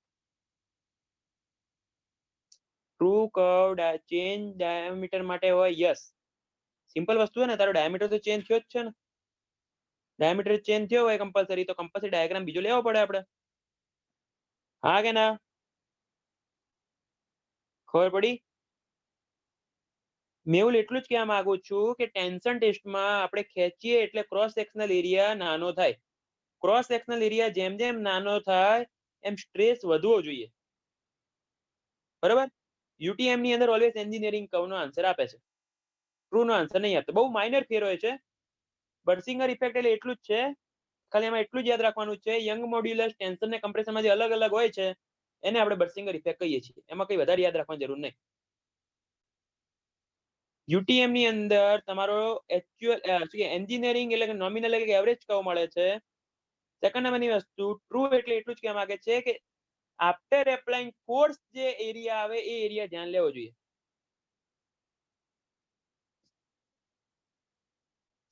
કર્વ કોમ્પ્યુટર થી બને તો ડાયરેક્ટ ટ્રુ મળે ને એરિયા થોડી મેજર કરે ભાઈ કોમ્પ્યુટર સિમ્પલ વસ્તુ બનાવ્યું કોને કોમ્પ્યુટર ની અંદર સોફ્ટવેર નાખ્યું હશે કોણે નાખ્યું હશે આમ બીજી વસ્તુ હું તને ક્વેશ્ચન પૂછવાનો આન્સર કહેજે શું ફાઇનલ એરિયા આપણે નક્કી કરી શકશું કેવો એરિયા આવશે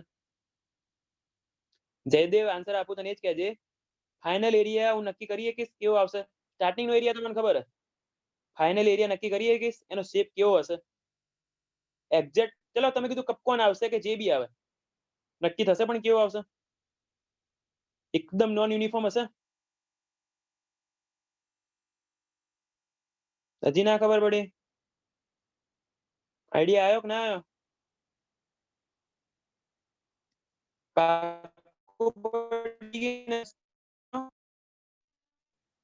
અને ગોખતા નહીં મહેરબાની કરીને, સમજવાની વસ્તુ છે. બરાબર, ચલો આજે આટલા સુધી રાખો. કાલે આગળના ટોપિક થી આપણે ચાલુ કરશું. બરાબર, ધીમે ધીમે સ્પીડ ઇન્ક્રીઝ થશે. બરાબર, ઓકે. કોઈ તકલીફ ના ખબર પડતી હોય, જીએસ નું હોમવર્ક એકાદ દિવસ કહું 3 દિવસ પછી બધું હોમવર્ક ને કમ્પ્લીટ 3-4 કલાક શેડ્યુલ. હાલ એટલા માટે કે અમુક છોકરાઓ એકાદ દિવસ રહીને આવે, તો એમને એટલા માટે કે સિમ્પલ વસ્તુ એમનું બગડશે. રેકોર્ડિંગ જોવામાં જે ફિલિંગ આવે ને, જે ક્લાસમાં ભણવામાં ફિલિંગ આવે ને, એવી રેકોર્ડિંગમાં એટલી ફિલિંગ ના આવે. પીડીએફ કરું જ છું, સેન્ડ જ કરું પીડીએફ હાલ જ. પહેલા 3 દિવસ જ 2 કલાક, પછી તમે કહેશો કે શું કરીએ એમ. 3 માંથી ઈએસસી કરો. પહેલી હોમોજીનિયસ નો મતલબ એટલો જ છે જતીન, જોઈ લે પાછું પીડીએફ ક્યાં ગઈ. ડીકોડિંગ મોકલો એમ. ડીકોડિંગ શું કરવું? એ શું આવે? ડીકોડિંગ એટલે શું આવે? જો એની અંદર હોમોજીનિયસ એવું કહેવા માંગે તો કોઈ બી પોઈન્ટ જોઈ લે, કોઈ બી પોઈન્ટ પણ એક જ ડાયરેક્શનમાં વેલ્યુ સેમ હશે. બરાબર, અને આઇસોટ્રોપિક જો એક પોઈન્ટ ઉપર બધી ડાયરેક્શનમાં વેલ્યુ સેમ, બસ એટલો જ ફરક છે. ચાલુ કરું એટલે કહું, એક દિવસ ખમો, બધું ચાલુ કરું જ છું હું, કઈ ભૂલ નહીં રાખું. ફર્સ્ટ લેક્ચર રેકોર્ડિંગ મોકલી તો ખરી.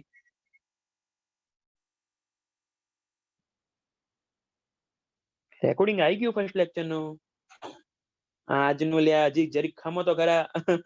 હજી બોલ્યા પેલા હમણાં લિંકમાં જ બતાવીશ. 3-4 દિવસ બધું લાંબા જ મોકલી દઈશ. ટ્રુ વાળું રિપીટ કરવું હોય. ટ્રુ ની અંદર વસ્તુ શું કહેવા માંગે, જો ફાઇનલ એરિયા શું થાય તારો, ખેંચ્યા પછી ટેન્શન ટેસ્ટમાં તું ટેન્સાઇલ આપે છે, એપ્લાય કર્યા પછી ક્રોસ સેક્શનલ એરિયા રિડ્યુસ થયો, તો એ એરિયા પ્રમાણે તારો સ્ટ્રેસ કિલો આવે. ખરેખર તો એ આવવું જોઈએ ને. ફાસ્ટ ફોરવર્ડ થશે.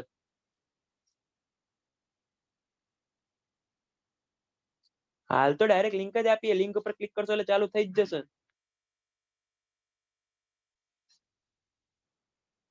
લિંક ઉપર ક્લિક કરશો એટલે ડાયરેક્ટ ચાલુ થઈ જ જશે. લિંક મોકલીશ એમાં. નહીં થતું કાલે? શું વાંધો આવે?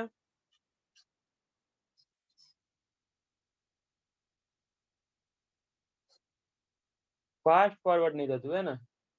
ચલો કઈ નહીં, એનું સોલ્યુશન મોકલી દો. થશે થશે, એ બી કરી દો. પણ ડાઉનલોડ થતું હશે ને? ડાઉનલોડ તો થાય ને? Password incorrect. એટલે બધાને પાસવર્ડ ચાલુ છે, પાસવર્ડ તો ભૂલ ના હોય. પાસવર્ડ માં કાં તો એવું હોય તો પાછો બીજી વાર માગી લેવાનો, પણ બધાને ઓપન થયું એટલે પાસવર્ડ એકને ખોટો, ચલો બધાને ખોટો હોય તો માની લઈએ. હું એમ કહું છું, પણ ડાઉનલોડ કરી લો ને. ડાઉનલોડ વધારે મજા આવશે. ડાઉનલોડ કરીને મૂકી દેવાનું. 300 MB માં તમારે ક્યાં ફેર પડે છે? બીજું 2-3 ઓછું વાપરજો, થોડુંક બીજે ક્યાંક નેટ. જીએસ માર ભાઈ એકાદ દિવસ ખમી જાય, ચાલુ કરું જ છું. ડાઉનલોડ તો થાય યાર. ડાઉનલોડ તો થાય જ છે. ડાઉનલોડ નો ઓપ્શન આવે ઉપર.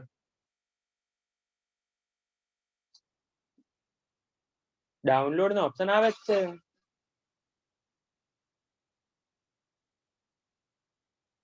હમણાં કઈ નહીં, ચલો હું લિંક મોકલી, પોતે જ પાછો ટ્રાય કરીને તમને મોકલું. બરોબર, ફાસ્ટ ફોરવર્ડ કરી દઉં, ડાઉનલોડ કરી દઉં. શું કીધું? પહેલા સ્ટ્રેઇન આવે પછી સ્ટ્રેસ આવે. ઈ ચેપ્ટર જ આવશે હવે. એ જ આ બધી વસ્તુ શીખવાડવાનું એક લેક્ચર ચાલુ કરવો જ પડશે. અમુક જણા પેલો ઓડિયો ચાલુ થતો નહીં એટલે હાલું અઘરું થઈ જાય. બરાબર, ચલો જય અંબે.